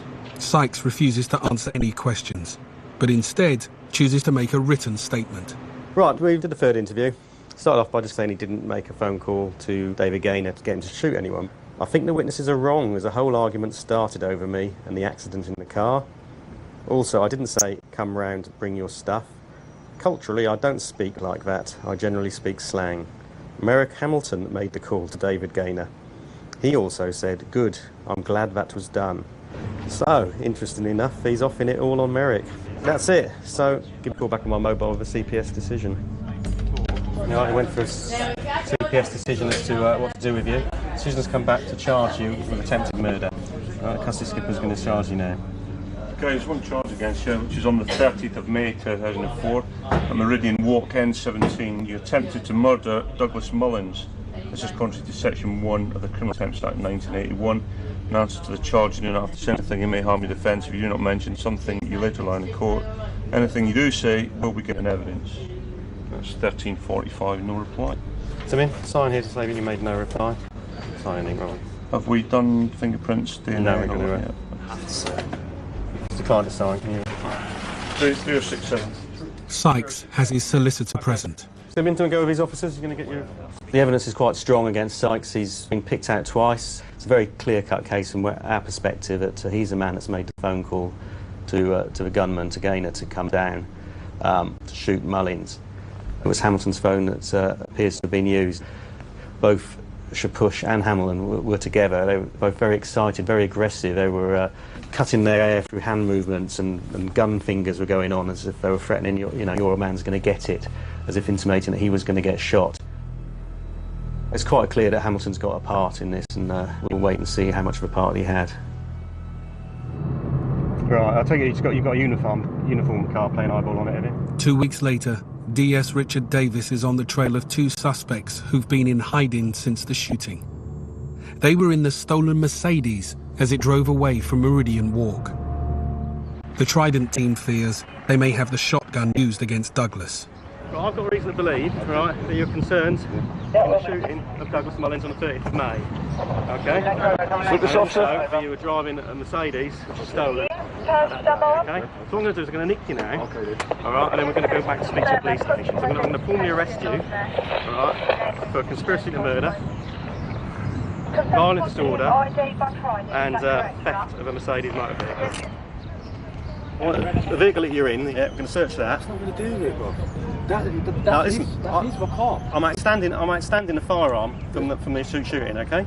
Okay. So what I'm going to do is I'm going to search your car. Okay. I'm going to search your address. All right. So at the moment, can I just ask one question? No phone calls can detain both for the purposes. Okay, can I just ask one question? Yes, sorry. What's this got to do with what's your name? The young woman was with the suspects when stopped. They admit they've been to her house, which is nearby. It's probably got nothing to do with you whatsoever. Unfortunately, because you're with them and because they've been to your house today, I'm going to search you. I haven't been to those premises. You just said you had 2 seconds ago. No, I said I was outside of those premises. I haven't been inside. You asked your mum if I have set foot in those premises. I have not. I've not set foot in those premises. Right. She's now said that she was in the Mercedes, which had the accident initially on the day, which sparked up the whole thing. Well, we're not going to arrest her at this stage, as we don't think her involvement goes beyond being the girlfriend of one of the people there, really. So now we're just going to take her up to the address and we're going to start searching as all organised. And that's it, and hopefully we might find a firearm. Police can find no weapons in the car, but DS Richard Davis wants to search the girls' home because the arrested men have been there. The girl's mother and sister are outside. Are you happy with her connections with these people, or no, you're not at all? Didn't know. I knew he was a bit blooming slippery, but I didn't know how bad. I think she's scared of him. The way she's acted with me, it was like she was being pressurised. I went through her drawers and found little wraps of something, whatever that was. I don't know what it was. So it could only have been in. We'll do. We're going to search your house. Yeah. You can come in with us. Obviously, just leave one if that's feasible, because there aren't too many people up in there when we start searching. And your house. So her bed where it's against the wall, they pull it out. She's made a hole, so the hole underneath of the bed is just space. Is that where she keeps her stuff? Is it? You did tell me. This is the bedroom, and in here, under the bed, they found that. Appears to be a silver silver revolver with black taped handle. And so she's been arrested on suspicion of possession of a firearm. The dog has shown a lot of interest in this room, but in particular, of course, it's sniffed around a lot, not next door. And it's shown a lot of attention to that bottom corner there and the floorboard underneath it. But the dog's had a good sniff and it quite likes a lot of it around here. So I don't know if firearms have been here regularly or it's just on the odd occasion. So I don't know whose room this is at present. But certainly we're going to call in our specialist search team and they can do a whole bit to make sure we don't miss anything.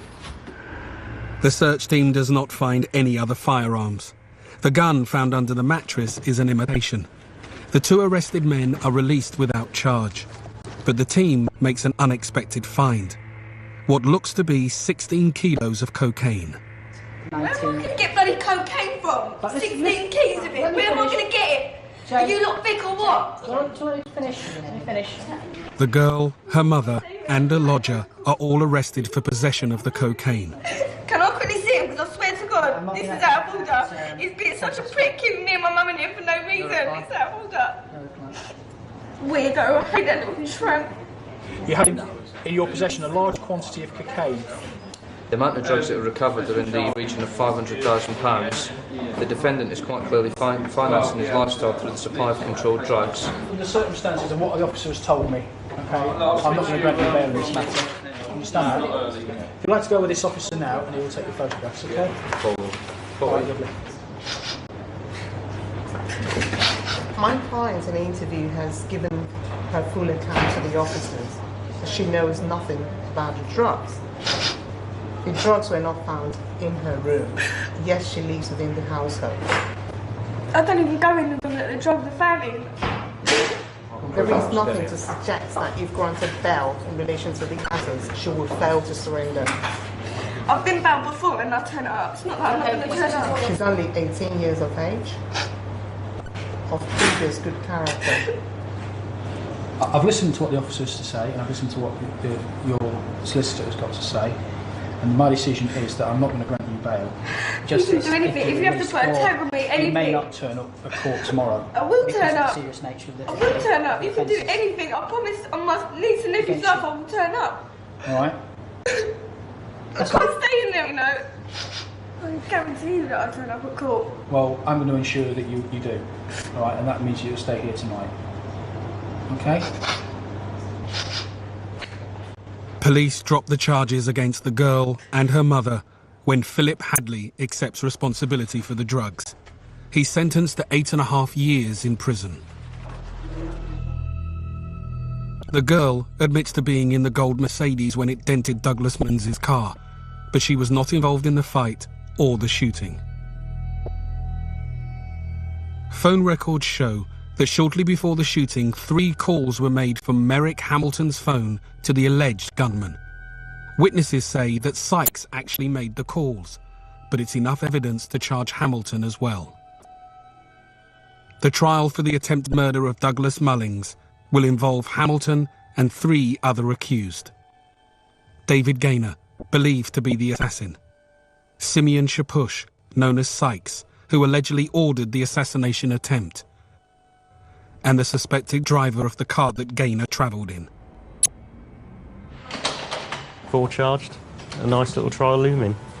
At the moment, all we had on Gaynor was identification evidence about him being picked out as a gunman.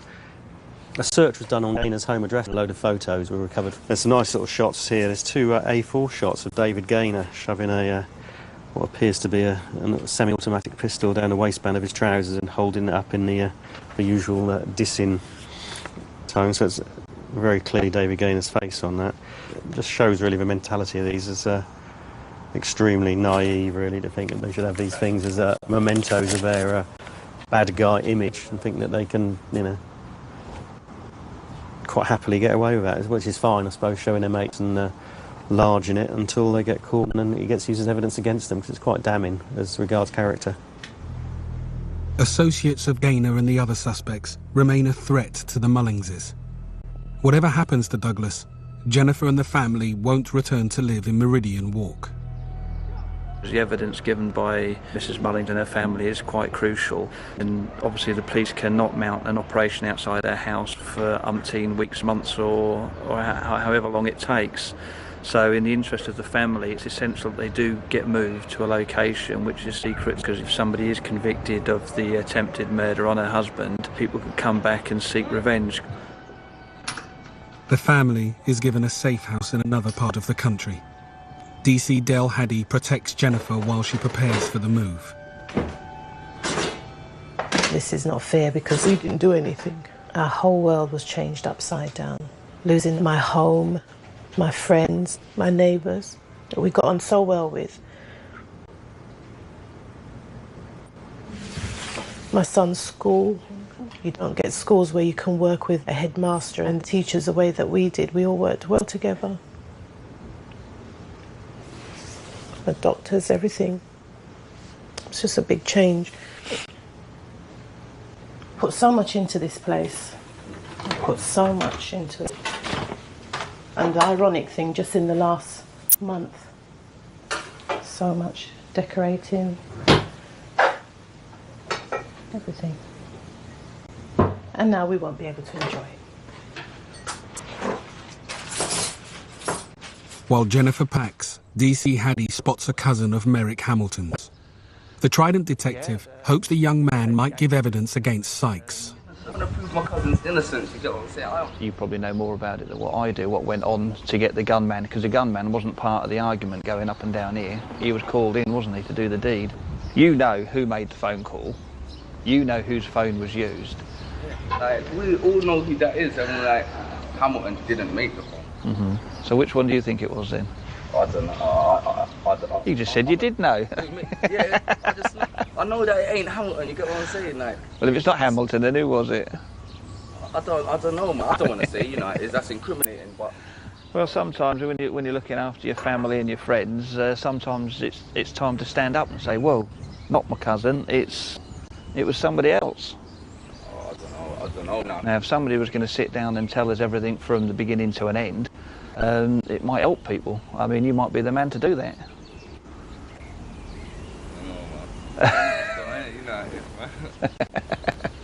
It's dangerous living in a street, isn't it? You get killed just for having a little argument over. Well, you don't get killed, you get hurt. It's not dead though, isn't it? No, he's very badly injured.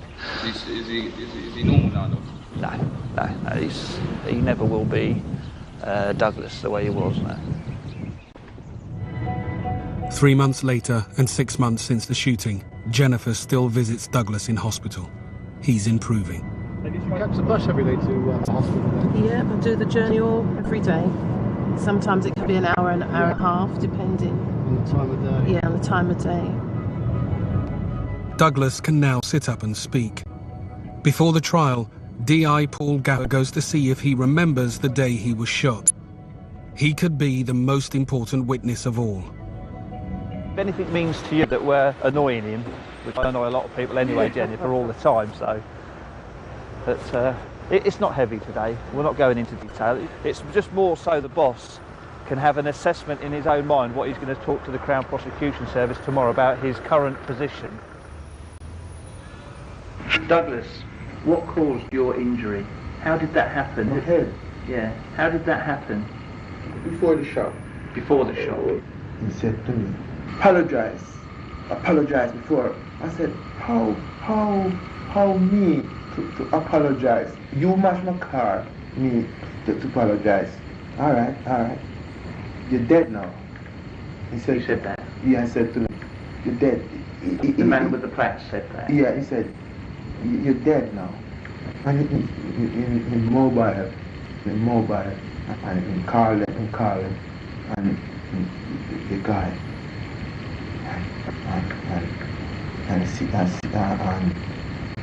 I think that's enough for today. You've done very well. I'm sorry, but well. It's sometimes it gets to me and of course it does. It bothers you. I can understand that. Yeah. I will try to speak when I can. Okay. Do that. That's not right. Thank you, Douglas. We got to a point where he has trouble when you ask him a question. Obviously, with his the damage to his head, he has trouble processing the hearing of it and then thinking about the question and then replying. You can almost feel the frustration of him seeing what he wants to say and not being able to say it. But today's interview was for that purpose, to see how good his memory was, and he is getting better. Initially we thought he was going to die, then we thought he was going to be semi-brain dead but still alive. I never thought I'd see him in the state that he is today, although I can't emphasise enough, he is still a very, very sick man. Does Douglas actually ask you, or when it's all going to get better? Has he ever sort of indicated to you that he's thinking ahead at all? There are times when he does, because he will ask, and like he asks the nurse, will I ever walk? He'll ask them, in his way. It would take him ages to get there in his asking questions, but would he be able to walk again, talk? And at that early point they couldn't tell him anything, and it was a bit hard. It probably troubles him, and he can't obviously express himself. Yeah. Says it's all there. He knows what he wants to say. Yeah. But it doesn't quite come out. I am not going to subject Douglas to the stress and strain of a court procedure, But it's a time when we depend on the witnesses to come out and come forward to break down that wall of silence, to not be afraid. They have to stand in the witness box and face the people that they are accusing and say what they saw. 7 months after the shooting, the trial by jury begins at the Old Bailey. It's the moment of truth for Trident, the Mullings family, and the accused. Even at this stage, they seem unaware of what deep trouble they're in, and they believe in their invincibility. They're there. When the judge goes out, they start pushing each other and laughing and joking. And it's sometimes a bit shocking to see that, and you think, well, why can't you see what you've done? You know, and look what's in front of you. If they get convicted, all their freedom is going to be gone. This doesn't seem to be dawning on them. Along with the photographs found at Gaynor's home, Trident presents another piece of evidence to the court. Gaynor wrote a song that seems to be about shooting Douglas. The first line of it is, I'll kill you in front of your family. It's very difficult to sort of understand how someone can be so callous and what sort of frame of mind they must be to do that. It's like a contract has been paid to do it, but in this case I don't think there was any money ever being paid, it's just gang culture. And the gangster rap seems to be part and parcel of this culture. Singing about murders and gun crime and drugs, being photographed, videoed with guns, and it's shown to be an acceptable and hero worship face of society, but that's, you know, that's fine to do. This is what you get if you're a big man. Life is cheap for that sort of people, I suppose. Never have I ever dreamt that I'd ever be in a place such as the Old Bailey. But this is where 5 seconds or a minute of madness had taken me and my family. My son still asking me why. Why, Mummy? Why did this happen? And I just haven't got the answers to give him at this stage. I know it's a long process that we're going to have to go through, but will justice be done? Because at the end of the day, Douglas has got a life sentence anyway. But the only thing I can do is go through the system, trust it at this stage, and see if it works for us, really. And just pray that justice will be done. A week after the start of the trial, it's time for Jennifer to give evidence. You got butterflies?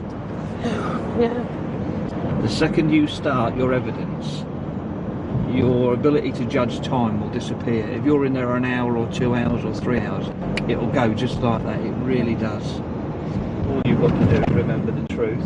Don't allow them to suggest you saw something different. Completely You know different. you saw something. Yeah. You saw it in the story. Yeah. I feel that if witnesses were protected, as we have been, people would be more willing to say something, because I'm sure there were many people that wanted to be witnesses but were in fear of what could happen to them. And there's got to be a real clear message given to these young boys that they will not get away with it. If you walk with a gun or a knife, your intent is to use it. And I know we've got a big fight in front of us, but we're not going to let them get away with it. Jennifer's daughter is a key witness for the prosecution. She's determined to give evidence against those accused of attacking her stepfather. I hate every single one of them, and I want them to know that, and I'm not scared of them either. I hate every single one of them for what they've done. I wish they rot in hell. And to be honest, prison's too good for them. I should bring back the death penalty, eye for an eye. That's what I really feel. They called up this man so callously, so evil, like they were, you know, ordering a pizza. That's how it is to me. So, you know, you have a hitman on speed dial. This boy decided he was going to show his street cred, you know, like he's one of them gangsters. I'll sort it out. And he can ask himself, when he looks in the mirror, what does he see? Because I see an evil, callous, cold-hearted man. For 7 months, Gaynor has made no comment to the charge. Early in the trial, he makes a major change to his plea of not guilty. So now he's admitting presence, he's admitting being a gunman, but he disputes an attempted murder, stating that he didn't aim at Douglas Mullins and he didn't believe it to be a real bullet or cartridge. So I don't really know how that defence is going to stand up with the evidence that's against him. But he obviously thinks the weight of evidence against him being there was too great to contest, and it would make him out to be too much of a liar in front of a jury. this doesn't lessen the ordeal of attending court for Jennifer. The most difficulties that I had in court today was just to see Douglas standing there, hearty, you know, a strong man, with his hands on his side, and now he's really frail. It's not till it happens to you or somebody close to you that you realise, and it's not just Douglas who's been hurt. If you think that you've lost your job, Douglas has lost any hope of working again. And obviously you've got a life to get on with, you've got a young family, you've got to feed them, clothe them, and all this for a moment of madness. 3 weeks into the trial, and after 8 months in hospital, Douglas returns home. Though well enough to be discharged, he still can't manage on his own. The burden of his care falls on Jennifer. I love to home again. I love to home again. In the hospital, I said, Jennifer, please, what is that for me? What's happened to me? He used to say, what's happened to me? He's lost the left field of his vision and the hearing. When I took him out for a walk one day in the wheelchair when he couldn't talk and he was drooling and just trying to give him some fresh air, and I noticed something in the top of his head that was glistening, and I asked one of the nurses if they could have a look, and she said yes, it's one of the pellets. And I took that out on the 31st of the 9th, 04, at 2:35 they took that out and gave it to me, and he's got quite a few of those still in the brain, which I can't take out. I can show you. Yeah, okay. He's got that bit to go as well, where they're going to have to go back and put the bone flap in, because you can literally see the brain just pumping, and they're going to have to protect they want to protect actually the brain matter, what's left there, so they're going to call it a bone flap to go back in the head to cover the brain back inside. Try not to poke it, because sometimes it might scratch and so on. Sometimes, like, soft. It's soft. But I'm not looking forward to court tomorrow to see these are the people that have caused pain that they wouldn't even imagine. Neither their family, neither their parents, none of them would know just to go there. Because for one, I don't know if they have any remorse, if they felt that they'd done anything wrong. I don't know the mindset of them. I just don't know the mindset of them.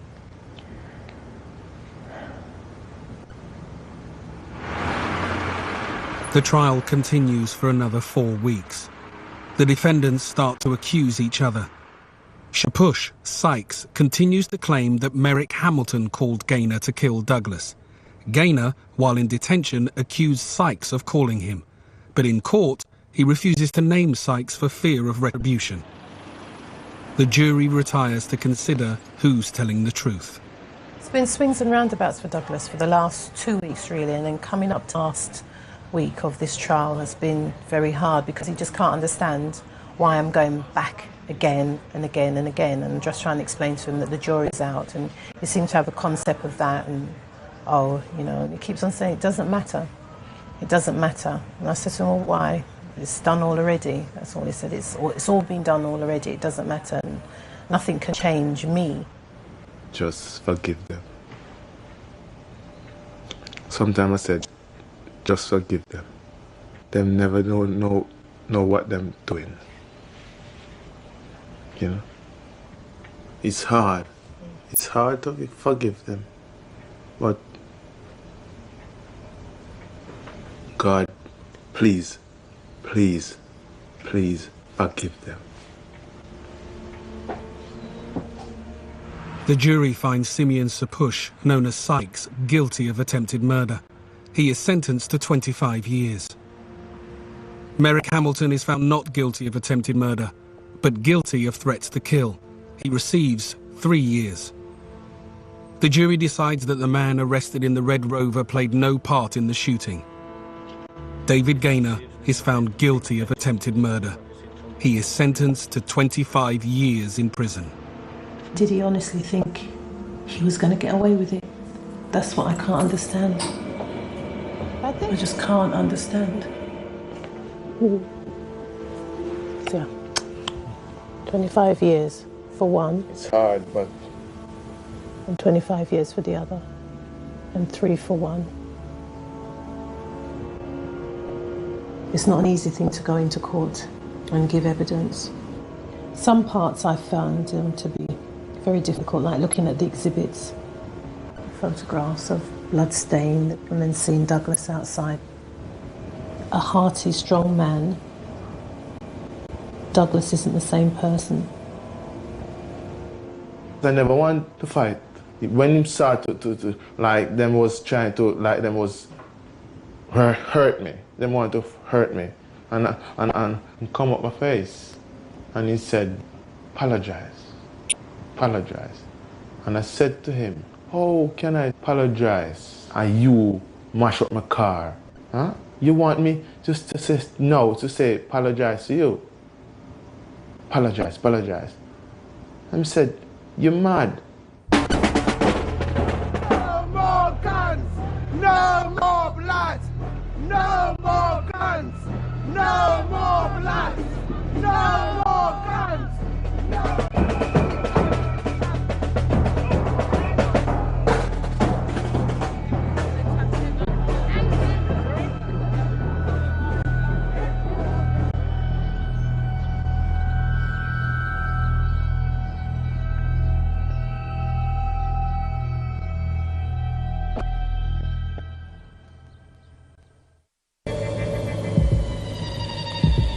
Arrested for attempted murder.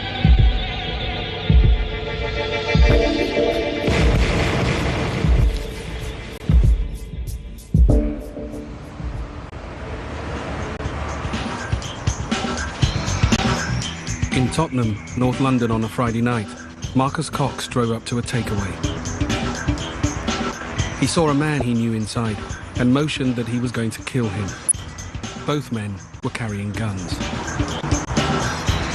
The man left the takeaway, drew his gun and chased Marcus Cox's car.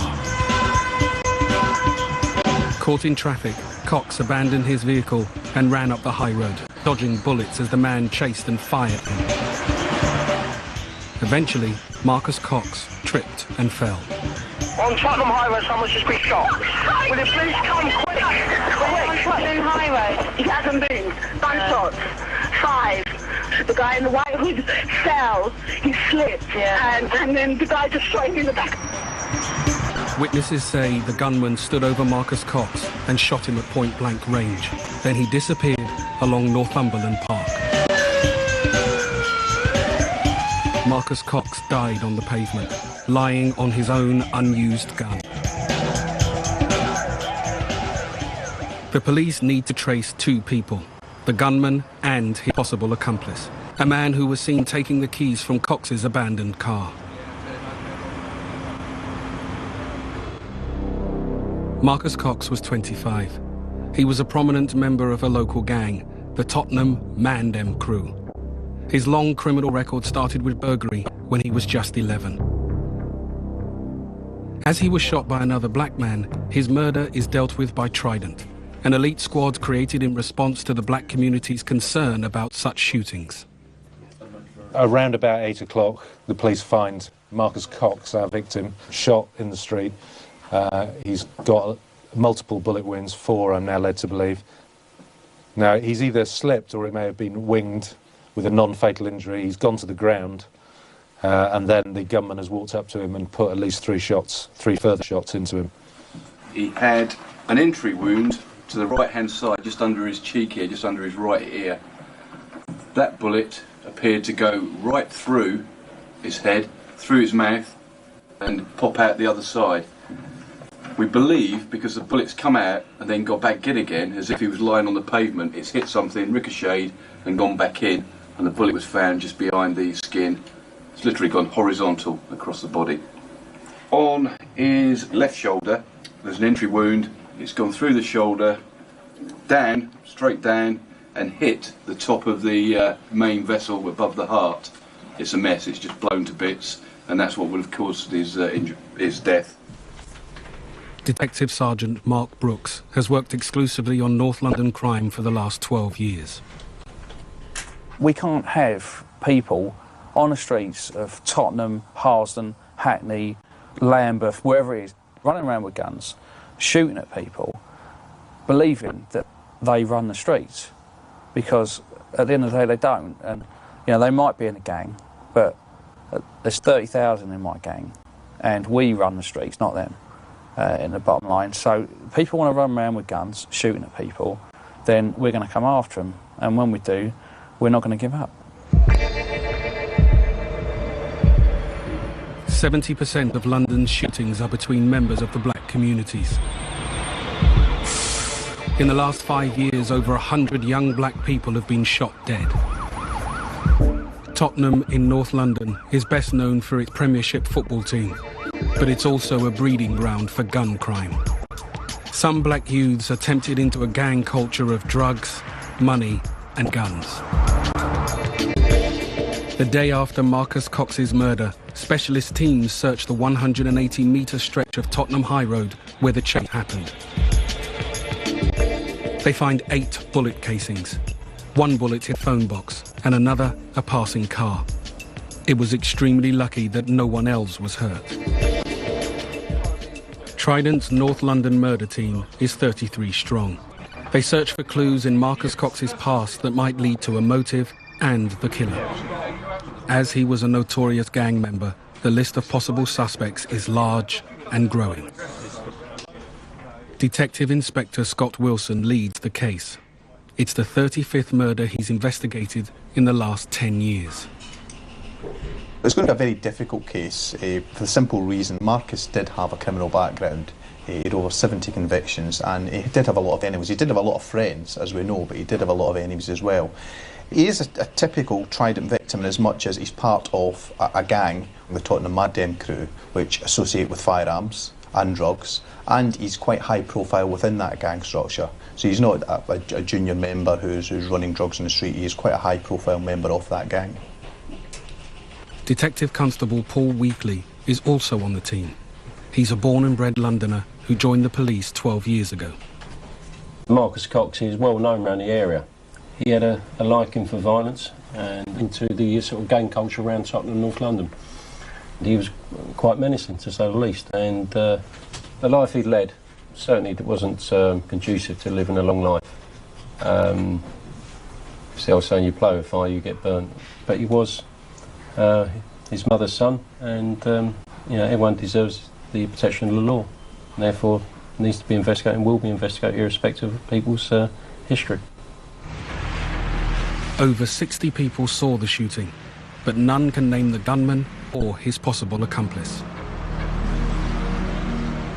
Detective Constable Red Rawding is at the murder scene appealing for more information. A lifelong Spurs fan, he knows the area well. Were you in this area this time last week? No, we were in Whitehall. Were you? Best place? Yeah. Have you heard anything about it? Or? No, not really. No. So you going for a drink now? Yeah. Oh, have one for me, will you? I will. Take care. That's right. Quite busy, as you can see, but I mean, it's just really being lucky to find the people who may or may not have been here last week. Unfortunately, I haven't spoken to anybody who was actually here. I mean, I've spoken to 2 or 3 people who were here just before or just after, but we will persevere, hopefully. Keep my fingers crossed. It's not raining anyway, that's the main thing. Hello, darling, sorry to trouble you. Yes? Were you here this time last week? Yeah, I was in the church. Safest place in the church. Oh, yeah. You think so? I mean, is that where you're going now? Yeah. All right, say a prayer for me then. Nice one.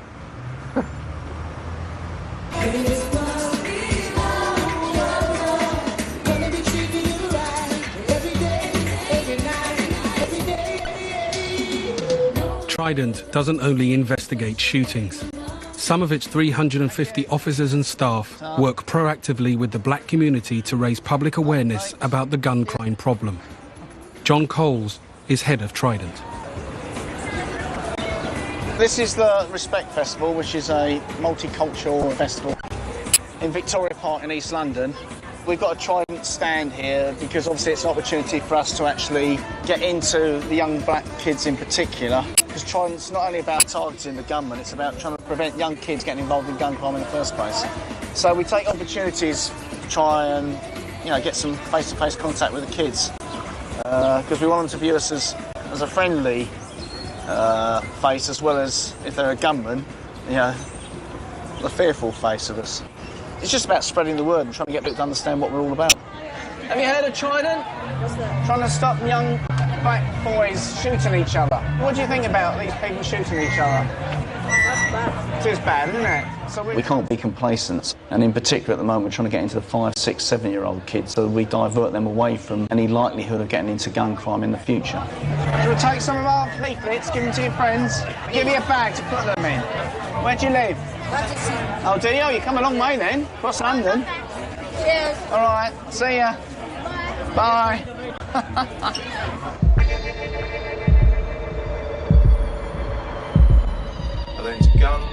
Detective Constable Rod Austin has been with Trident since it began in 2000. He's part of another team that investigates non-fatal shootings in South London. Gun crime spreading, and it's not just spreading within the black community, because we have got a gun culture. There's no doubt about it. We're simply adopting what's happened in America at the end of the day. People, rather than sort out their problems by arguing or fighting with fists, you know, it's gone one step further where they want to start looking at where they want to take revenge with guns. And you get black on black shootings where peanuts are paid. I mean, favours are done. You know, just go and shoot him. Or they go and say to some youngster, here's a couple £100 walk around the corner and shoot him first, and they do it. It's madness, it's absolute madness. It's 11 a.m. and Rod Austin's been called to a shooting. It's rare. Most shootings happen after dark. Trident has just received a phone call from... which station is it? Streatham. From Streatham police station to say that there's been a discharge of a firearm. We've got 2 black males. They have an altercation. One pulls out a gun and apparently shoots the other.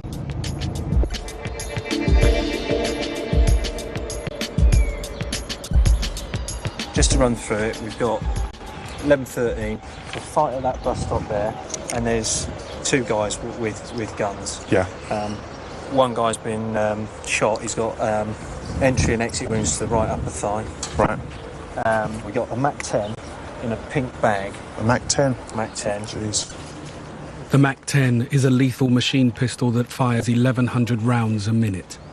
It was the weapon of choice for US Special Forces during the Vietnam War. Just before you get to the barrel of the weapon, you can see some green tape. There's a small silver object attached to it, and that creates a laser, which will obviously switch on, point at the target, and it'll help them to obviously shoot the right target. Very crudely done, but at the end of the day, relatively effective, because you get the laser sights at the right person, it'll generally fire in the right direction. Very lethal weapon. A second gun was found at the scene, a 9mm pistol.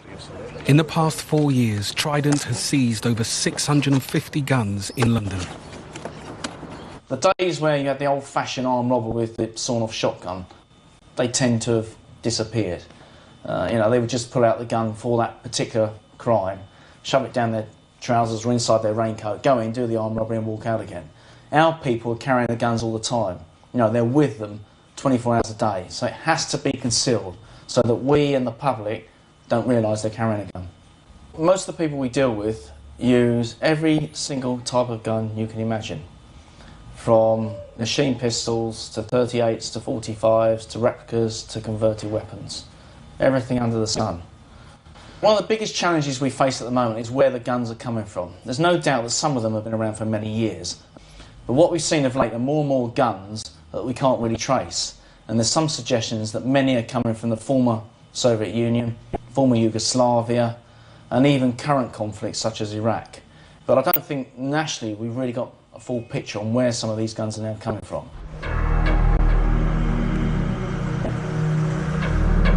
It's 5 days since Marcus Cox was gunned down in Tottenham. Some locals in the black community are now coming forward with information. 4 different people have been put up as the gunman. Each had a motive. Trident learned what might have provoked the shooting. 2 nights earlier, Marcus Cox trashed the Jamaican's car after a fight in a snooker hall. The team turns out in force to see if anyone will confirm this story. They succeed. One man who saw the fight gives a statement to Reg Rawding. He was in a side room with friends playing cards, where all of a sudden the noise level within the snooker club went up as a result of an argument that was ensuing between the victim and another person. They went out to investigate, and within seconds the snooker balls were picked up and were being thrown around the snooker club. About 45 minutes later, the friend that he was playing cards with, Blacker, had his car smashed up outside the snooker club. Marcus Cox and 4 friends vandalised Blacker's £20,000 BMW parked outside McDonald's. Among London's gangs, this is more than enough to provoke a shooting. The hunt is on for Blacker. Mark Brooks and Paul Weekly prepare to look for him and his damaged car. There are 5 Trident teams involved in the search. So, don't want to take any risks, we're just getting up, just in case he is armed and wants to fight. We're going to go and try and make some luck for ourselves. We've got a couple of addresses, so we're going to go and have a look and see if we can find a BMW now. There's, eyes down for a gold BMW coupe. There's a full fight and a winner. On a wire edge. Now, we have a home address for Blacker, and maybe this vehicle may be somewhere parked in the vicinity.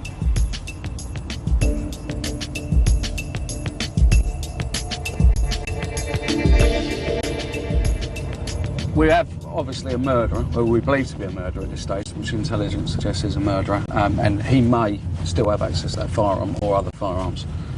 If we locate his vehicle, we need to contain it. So, safety in mind first.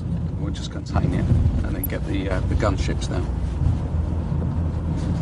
Probably up until 5 years ago, we would have just stepped in and knocked on someone's door, not worrying about our own safety, but the rules have changed now, unfortunately. And it's like when we were at school, we used to fight with fists. Now it's gone through the knife stage, and now it's at guns. So they don't fight fairly. They don't find Blacker or the car. But the next day they have more luck. The car is spotted and impounded. Marcus Cox and his friends had caused thousands of pounds of damage. Police across Britain are alerted that Blacker is wanted for murder. While he had enemies, Marcus Cox was also well known and popular. Over 500 people attended his funeral. He was the eldest child in a large family who regularly visit his grave. His mother knew of his criminal activity, but says it makes losing him no easier. We're here today to celebrate his, not his death, but his life, and to show how much we love him and miss him. Marcus's brother's dad is here today, out of love. It's not the first time we've been back. There's always someone coming here, always, yeah. Marcus Cox never met his daughter. She was born after he died. I would never wish this on my worst enemy, you know? Gosh, I would not wish this on anyone to lose their child, especially their first child. But this is not supposed to happen. You're not supposed to be burying your child, should you really? They're supposed to outlive us, not we outlive them, you know?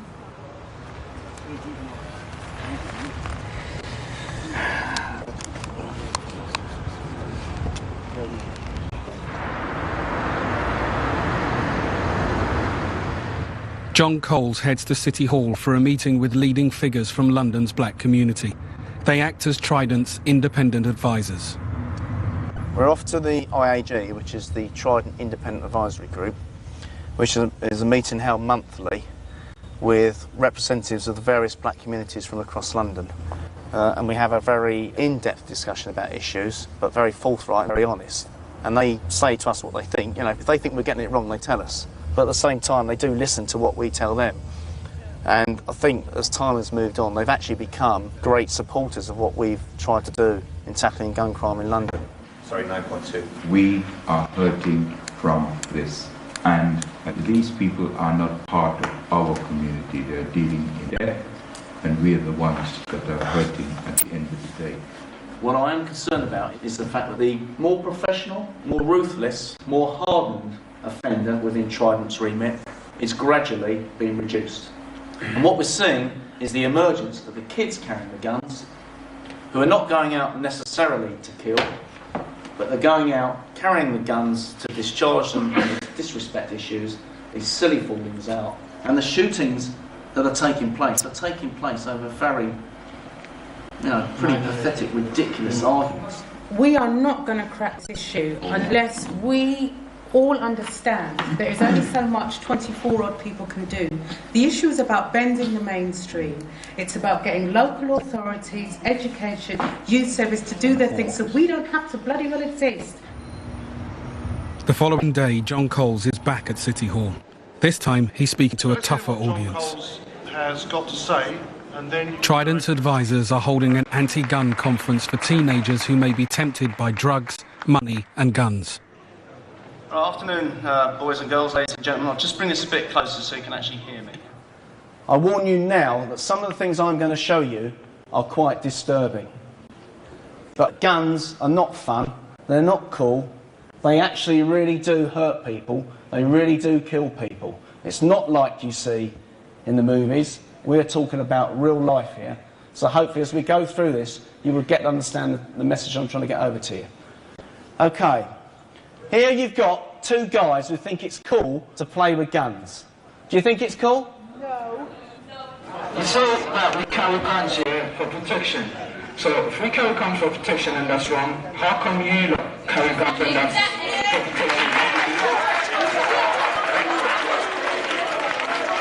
When I'm in the graveyard dead, yeah? What's the police going to do? This is not a joke, because actually we want you to have a life, not die at 25 and 24. And I'm waiting for this group here who don't want to be called kids but are behaving like it. Disrespect. We're all black. We come from a black culture where you respect your elders, and I haven't seen much of it today. Shameful. The police are here to try and help you to help yourselves. You have any possibility to become who and what you want to be, but you have to stay alive to be able to do it. Do you understand me? Do you understand me?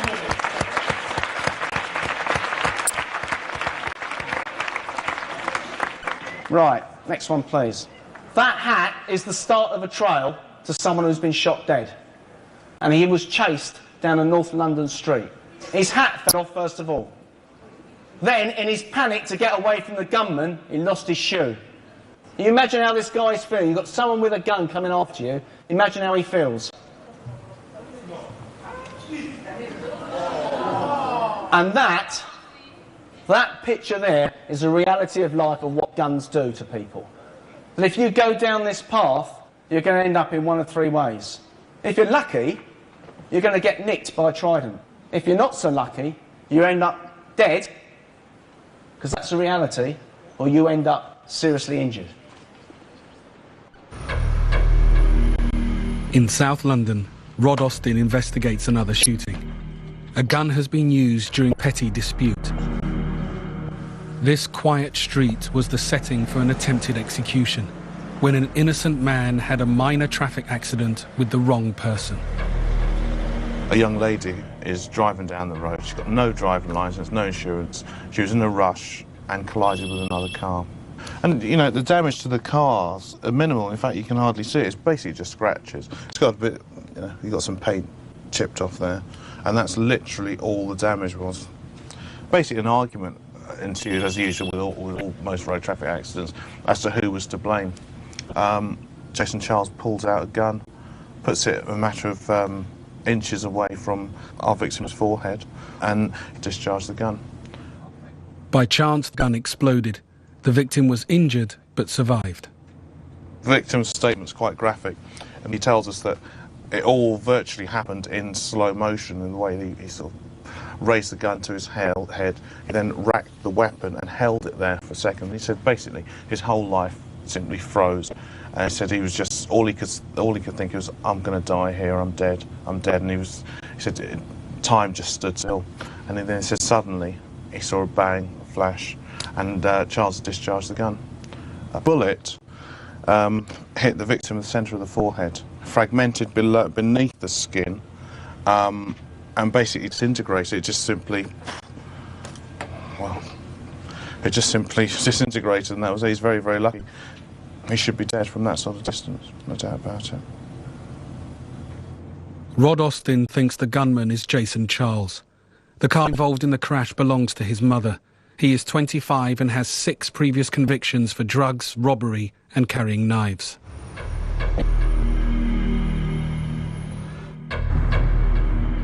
For 6 weeks since the incident, Jason Charles seems to have been lying low. Rod Austin and his team have failed to find him, but now he has been spotted. Jason Charles has been seen entering a house which Trident are now watching. A convoy of officers are nearby, ready to move in and arrest him if and when he comes out. Armed teams are moving up. We let the armed officers go in and do everything first. If you hold it 1 second. Yeah, first, go on. It's a change of clothing. Right. We're moving up now we're now heading towards the Walworth Road. Jason Charles has left the house. Trident deal with gunmen like him all the time, yet their officers aren't armed. The suspect knows he's wanted and may be carrying a gun, so specialist armed police will stop him. The police have got to be very, very careful with someone like him. He's the sort of person that, if he's armed, may well turn his weapon on a member of the public or a police officer. It's done. Right, that's done. Right. Everyone stays put. We put the dogs through. We're basically, the arrests are being made now. Obviously, everyone's detained first, and we ensure that everything is done quite neat and tidily. They'll be handcuffed, put in plastic cuffs, and we will formally go up and execute the arrest. Right. I'm going to enjoy this one. Yes. Come on. Jason Charles was with a friend. Both have now been stopped by the armed police.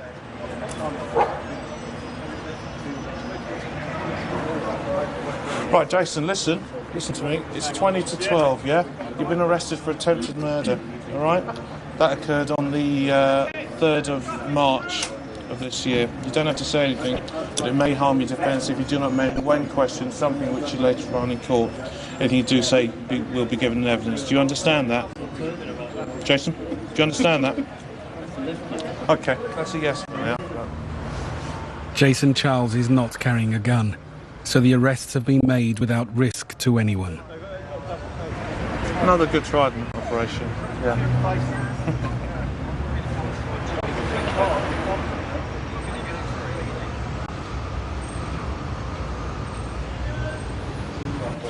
So a bit of spare change. Jason Charles was conditionally released from his last prison sentence 7 months before the shooting. He doesn't have a job, but has £430 in cash.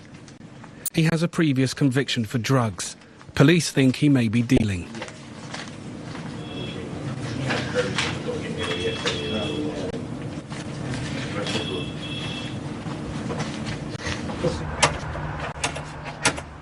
With Jason Charles safely in custody, Trident want to find his gun. They are going to search the house he was in earlier. They don't know who's inside.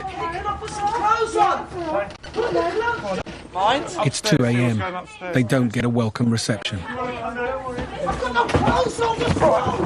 No, you don't do that. That's the first thing that you don't do. We're police officers, all right? All right, there's kids in here, for fuck's sake. Well, fucking calm it down then. Trident want quick access to every room to prevent the disposal of evidence and reduce the threat from people inside. It's Ed, my uncle's in there. We tried asking you, I'm afraid. I told you. You tried asking you. I said it's my uncle. Right. Should we have a chat? Right, come here. She's all right. She's all right. Right, Jason's obviously been arrested. Has he? Yeah. Jason's been arrested, and we've come to search this address. Officers go into an upstairs bedroom. A teenage boy grabs a knife from the side of his bed. There's a little knife next to his bed. Do you want this thing in the house with the young kids around? Right, good, we'll take that then. It's always a problem when you go into these homes to search them, and you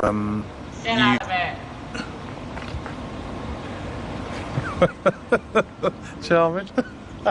It's always a problem when you go and you never know what weapon you're going to find. You find knives, samurai swords. You can find anything in people's houses. All you can do is, it's a 15-year-old youth with a knife. All you can do is turn and put it down, which is obviously what he did, and that's the end of the matter, really. The only disappointing thing, we haven't recovered the firearm. We've now got to obviously prove it in other ways. That's it. Until tomorrow morning. I'll wander off into the distance. Right. The day after his arrest, Jason Charles takes part in an ID parade. The man he shot picks him out. That's enough to charge him. Right, the first charge is of attempted murder. Second charge against you, that is being a prohibited person in possession of a firearm. And the final charge against you is for possession of firearm with intent to endanger life. Say something. It's entirely up to you if you want to. I never shot no one. I never had a firearm. I never shot no one. I never had a firearm. And at the time of the day of that happened, I was nowhere near Westchester Road. He's put forward an alibi. In this case, he was with a girl called Rachel, and Rachel, even though he apparently slept with her during the time in which this incident occurred, he didn't know her name, wasn't willing to disclose where she lived or any other details about her. But it's the usual sort of alibis that we have to deal with, which he knows full well that we can't investigate properly prior to trial. Jason Charles is remanded in custody. Cheers, thanks. Challenge just a second. When he fingerprinted Jason Charles, Rod Austin made a useful discovery. The gun had damaged Charles's hand in the shooting. We didn't realise the fact that he'd actually injured himself at the scene, but obviously when we interviewed him on the day, it transpired that he'd lost half his fingers, and these are the photographs of it. That's his left hand. Now that's either caused by the fact that he was using his left index finger as a trigger finger, or alternatively, it's when he's racked the weapon and discharged it, the explosion has actually taken off his index finger. So that's his scar for life. If he's found guilty, I'd like to see Jason Charles be sentenced to 15 years. I think it's what he deserves. It might give him a chance to calm down and reflect on his life and decide that when he comes out to stay away from guns and crime. But he can always be a bit hot-headed. I believe he'll murder someone. He nearly murdered someone on this occasion, and realistically he's a ticking time bomb. He's just waiting for the right opportunity.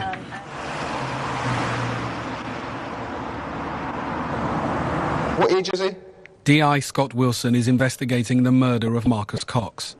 He's just received an important phone call from the West Midlands Police. Yeah, well, he's arrestable for murder. The victim's name is Marcus Cox, and the murder was last Friday night in Tottenham High Road. We'll get officers dispatched as soon as to come up to Birmingham. Cheers, bye. Good luck tonight. Blacker, whose car was trashed by the late Marcus Cox, has been pulled over by traffic police in Birmingham. Trident's nationwide appeal has worked. Blacker is being arrested for the murder. Mark Brooks and his team go to collect him.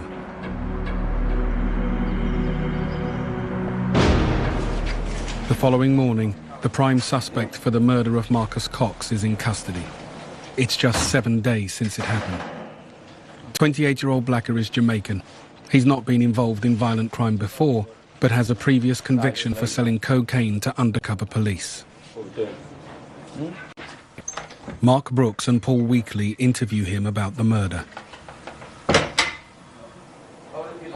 When he died, everyone is coming even. Oh, Marcus got dead, Marcus got dead. Everyone assume I do it. Chew my car, mash up. Right? Everyone started panic and throw me and say, look what you done. I said, what I done? I don't do nothing. I was want to tell you where was I at the time. So try to claim my name in it. And I don't got no part involved with murder, you get me? The barber shop I go into, yeah, Blacker admits he was in Tottenham High Road on the night of the murder. He says he passed the cordoned-off crime scene on his way to a barber's, but he insists at the time he didn't know Marcus had been murdered. Blacker knew the word on the street was he'd killed Marcus as revenge for the damage to his car. He'd been told Marcus's gang were after him.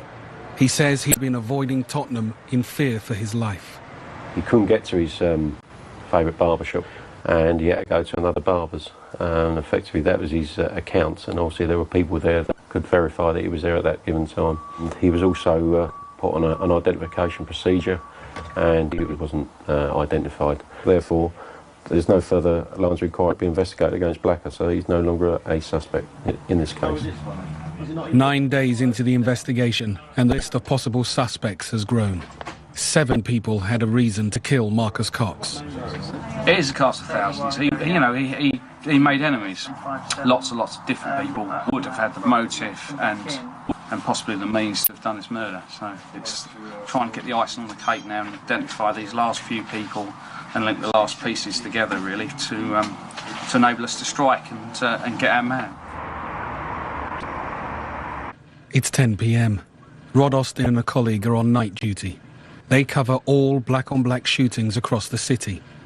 Details are coming in of an attempted shooting earlier in the evening. It could be a long night. Briefly, just run through. You've come out your home address, yeah? Sorry, just 1 second. Can you hold the line? You didn't wash this cup. Yeah, I washed all of them. Look at the state of that. Don't drink it then. Right, sorry about that. Yeah, sorry, you were just coming out your home address. What were the threats? The caller explains that someone attempted to shoot him at his front door, but he was lucky. The gun jammed. Cheers, thanks. Cheers, bye. Rod Austin meets the victim of the attempted shooting to find out more. Do you know what sort of gun it was? No, I couldn't tell, but I know it's shiny. Right, okay. Can you tell whether it was a difference between a revolver and a 9mm? I tell you the truth, I didn't stop to look. Okay, no, that's fair enough. There's obviously a reason why someone wants to shoot you. Yeah? And this is where, you know, your honesty is vitally important, because obviously we can't protect you unless we know exactly what's going on in your life and why you clearly upset someone somewhere along the line. To tell you the truth, at first I couldn't figure out who wanna kill me, because I don't deal drugs, I don't mix up with guns, yeah, and I don't have them kind of people around me. They're always in this. The victim explains he has no criminal associations, but he is protecting a family member from a violent and abusive boyfriend. He thinks her boyfriend may have sent the gunman to kill him. In my car and pick her up from the hospital. He's your ideal victim, in a sense. He's simply a fella who's trying to do the best he could do by his own family. And, you know, he's been a nightmare, really, isn't he, poor fellow? He's a nice fella, he doesn't get involved in crime, he's a working man, and someone's now decided, well, I'm going to have you shot. Tell you that I don't feel safe now. It's not like when my grandfather used to be here or when my grandmother used to be here, you know. This is a different generation, you know, and they have different views and things. You know, they need to leave innocent civilians alone, and, you know, if they're gonna do their thing, but keep it away from innocent people, because, you know, it's not right that we have to be running and hiding. So, in that sense, then I would say to them, you know, I wish the police get you, mate, because, you know, you're making life hell for us, you know what I mean? The attempted shooting took place after dark on the victim's doorstep. He's walking towards his front door, and he's just about here before he reaches his first step when he hears 2 clicks, turns around, and he sees the gunman standing exactly where you are there, just about 8 foot away. And the guy's pointed the gun, pulls the trigger twice. Gun fails to go off, and this fella is basically standing here. He's got the gun, he's lowered the gun, and he's basically trying to clear the bridge as he's walking off down the road. But our victim's a lucky man, very lucky. It's not safe for me to just pull up by my house with my kids any time of night now in the car, because, you know, a stray bullet couldn't catch them, any one of them, anytime. You know what I mean? So now, me myself, I won't be driving with my kids in my car no more. I think I would have got 3 shots tonight because the gun took 3 times, but it just didn't go off. So I just think I'm very lucky, very, very lucky. So I should have been dead tonight.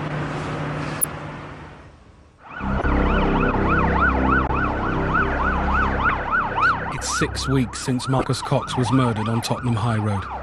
Trident have spoken to 334 people and investigated 3 suspects.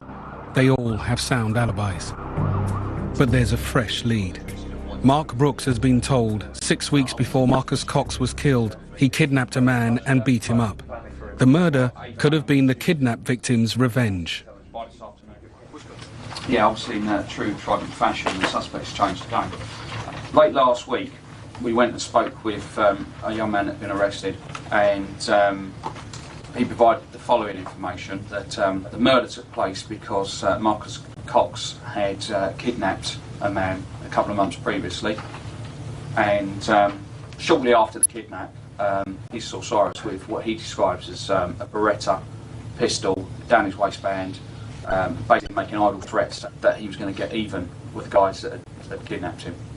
The name Cyrus has been about for the last 3-4 weeks. So a number of names have come up from different intelligence sources. Over the last week, the Cyrus has progressed, and we're quite confident the name isn't Cyrus now, and it's Siren, it's Siren Martin. Siren Martin was kidnapped on the 17th of January and beaten by Marcus Cox. The whole reason for the kidnap is Siren Martin is quite a large time supplier of skunkweed, and it is widely known that he has got money, and therefore the motive for the kidnap was to rob him. Furthermore, we had intelligence to suggest that Siren Martin had left the country. A flight ticket was booked on the 6th of March, the day after the murder, and on the 7th of March he left London Heathrow to Kingston, Jamaica. With a lot of these suspects that have come up, they've all been victims at one stage of Marcus Cox. So there's obviously a lot of people out there that had motivation to do this, but without a doubt this has to be the mainline inquiry at this stage. During the kidnap, Siren Martin managed to escape before his family paid the £20,000 Marcus Cox had demanded. But Siren Martin refused to tell the police what happened. Dale, come back for it, mate. We need a bit of aggression. Although they believe Siren Martin is in Jamaica, Mark Brooks's team have a warrant to search addresses they think he used in London. They're after evidence linking him to the murder. First, they go to his family home. They don't know who might be in. Police! Police officers! Stay where you are! Police! Clear. Clear. Bathroom, bedroom. The bedroom here, which is obviously his bedroom. He's obviously grabbed a few bits and just left. The house appears to have been abandoned. A sniffer dog is brought in to search. They still need to find the firearm used in the murder. I don't think anyone would probably be that stupid to leave the gun here. If anything, they're going to throw it in a canal in a river or something like that. But knowing that the murder took place on Friday, and on Sunday afternoon at 12:40 he's flying out of the country, which is quite rapid, he's not going to have had the presence of mind to cover all the bases. So clothing, phones, correspondence, stuff like that. Hopefully we should be able to make a bit of luck for ourselves and recover some exhibits. Hello, Mark Brooks. While the search continues at the family home, Mark Brooks's team head for another address they think Siren Martin might have used. The occupier will have a reasonable amount of time to open the door. He'll be told that, and if he doesn't open the door, then we'll put it in, we'll smash it through. Even if there's no one in, we'll be going through the door and search. So one way or another, we're going in through that door this morning. The only proviso might be if they got an iron grill across it. Well, yeah. That would be a bit of a shocker, wouldn't it? Put your head through that box. Hello? Can you open the door, please? There's no answer. They need to break through the door, but it has steel bars running through it. The team's ex-bodybuilder gives it a go. 40 inches. Help! Someone in there? No, don't know. 20 inches.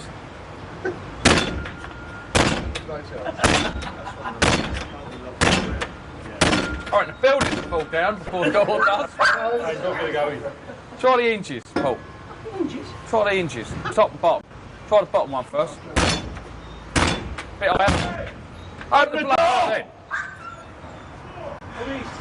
It's the police officers. I bust the door. Oh, you're going to have to open it with that now. Stand back. Hello, mate. Police. What is going on? What's your name? Sean. Sean what? Sean. Right, come in. Go through, Sean. Let me speak to you. I'm Operation Trident. How many locks you got on that door? Look, 1, 2, 5. Pick up on the figure. The flat is searched for evidence, but the occupier is not who they expected. Yeah, okay. Is this your missus? Mine and Mrs. He has no criminal record and no link to Siren Martin. He'd planned a day off work and was fast asleep when Trident arrived. Smooth and new face, loofah pads. The girlfriend. Oh, you sure? Are you sure?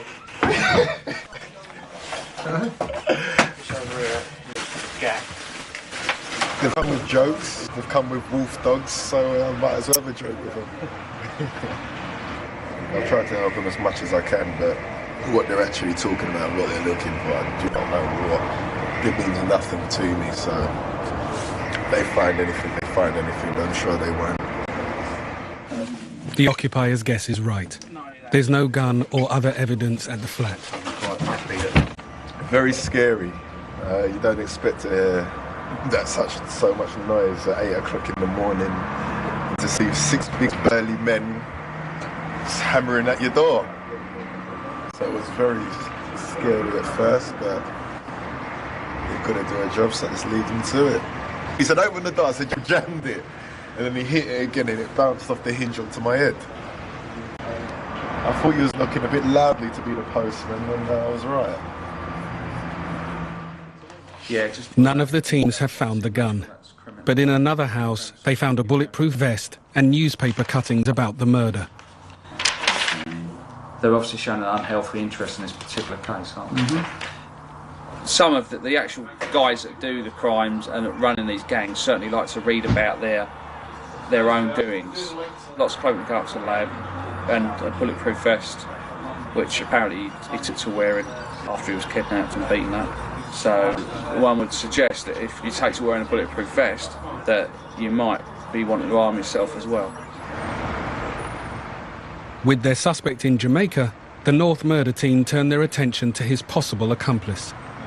They view footage from over 250 CCTV cameras.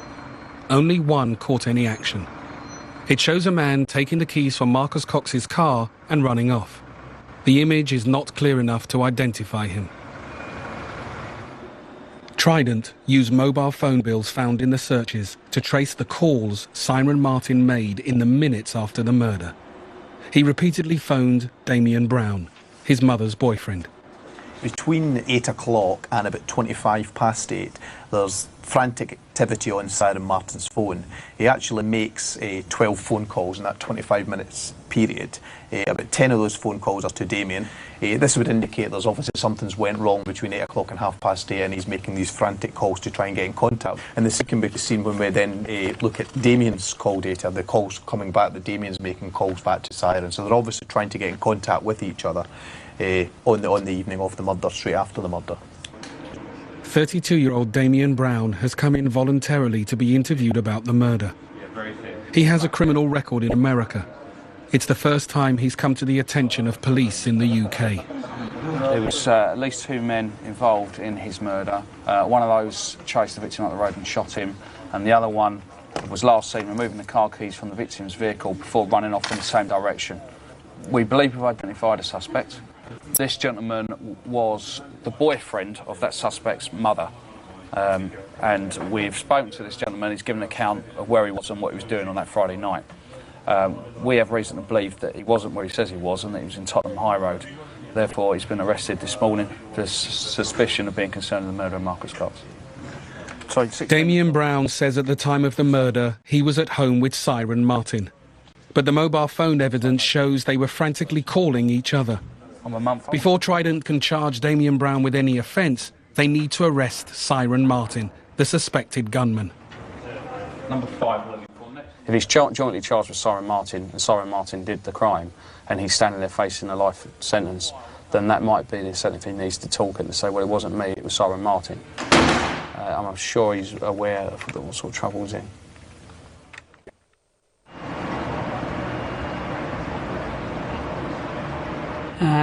We just Trident run ad campaigns to win public support. John Cole sees the latest proposals for this year's posters. A few things we can improve. I think we're getting there. This one's liked by everybody. It can take out a gunman, just one phone call.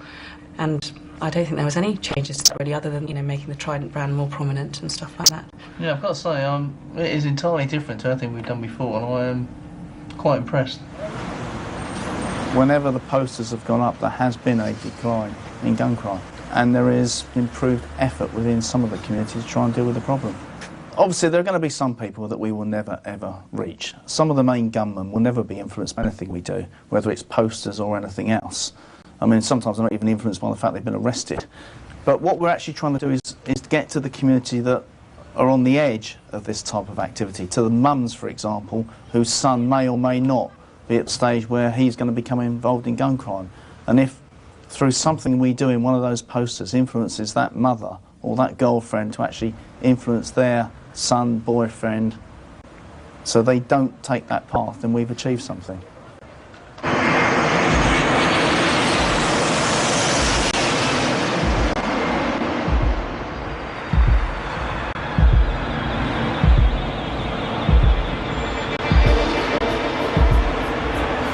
It's 6 months since Marcus Cox's murder. When the prime suspect, Siren Martin, fled to Jamaica, he booked a return ticket for today. The North London murder team are at Heathrow, hoping he is on the plane. Yeah. Do we know what seat number he's in? Can we find him? Go on.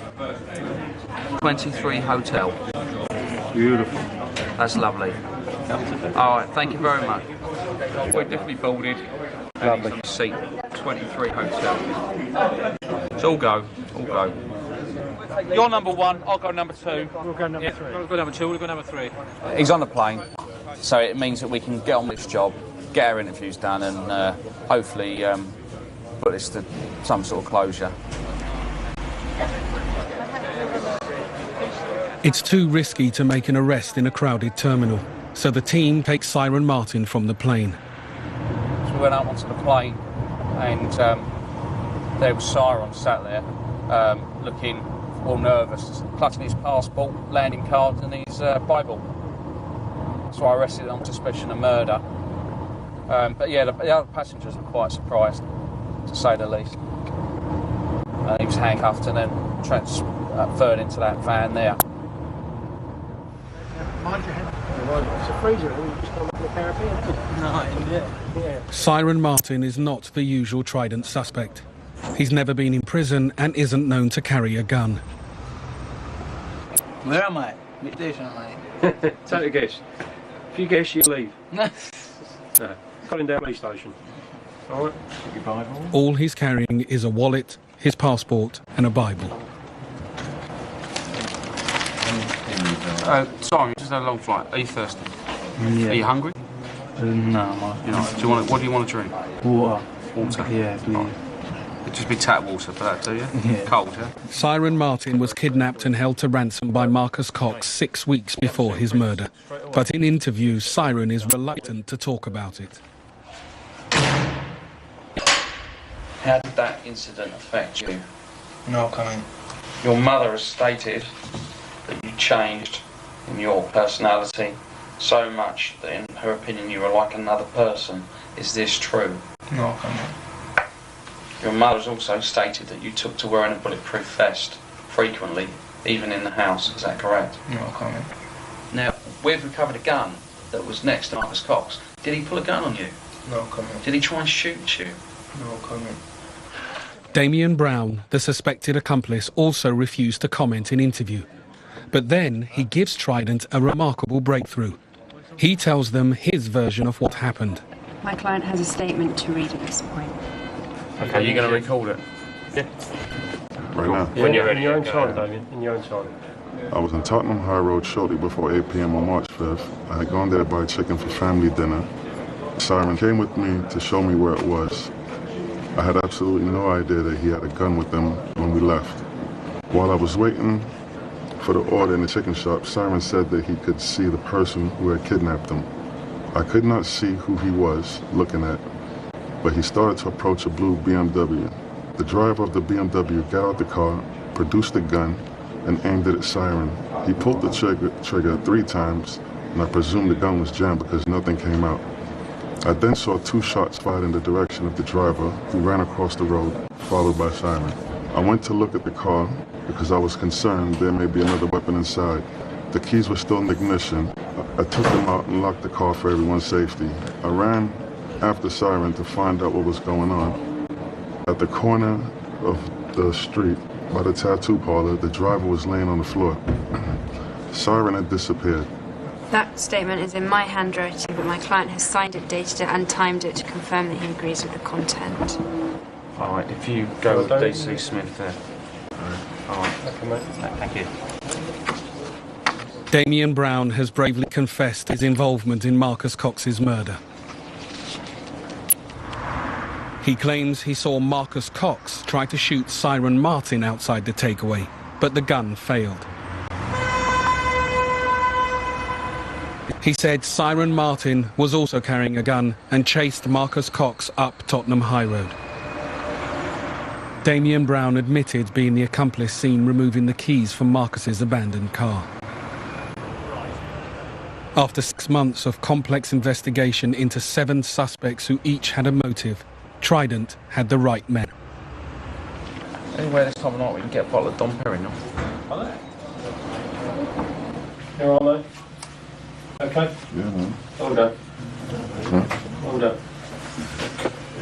How you figure that one? I don't mean in a sarcastic sense. No, I'm not saying that. But there's no bright end to this whole thing. Well, You see that? No? I'm just saying it took some courage to do that, and that's all I'm saying, mate, okay?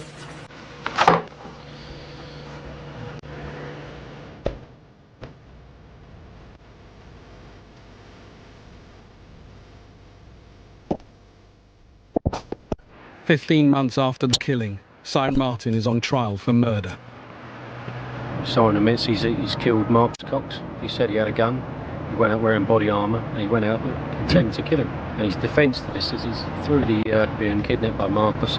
He's had a temporary loss of control, and therefore he's chased him up the street and shot him. He admits that. Saying he was provoked, Martin wants the charge reduced to manslaughter. Jury is out. I wouldn't want to put my mortgage on either way at the moment. At the moment, 50-50. I don't know at this stage where it's going to go either way.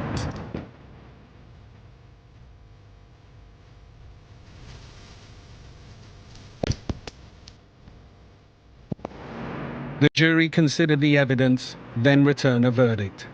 The murder team is disappointed.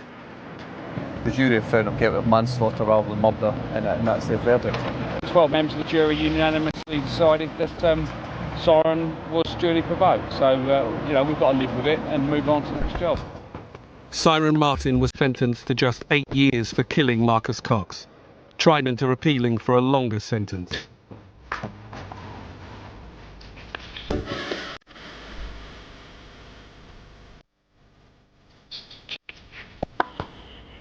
Trident haven't identified the gunman who attempted to shoot the Jamaican. He's had to move in case there's another attempt on his life. Jason Charles blew his finger off shooting a man in a road rage incident. He pleaded guilty and has been sentenced to 14 years. It's just sheer luck that this victim wasn't murdered.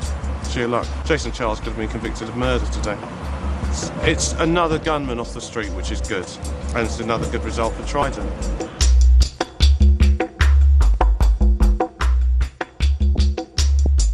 If you've been affected by any of the issues in Murder Blues and would like to talk to someone in confidence for further information and support, please call the BBC Action Line on 08000 680 116.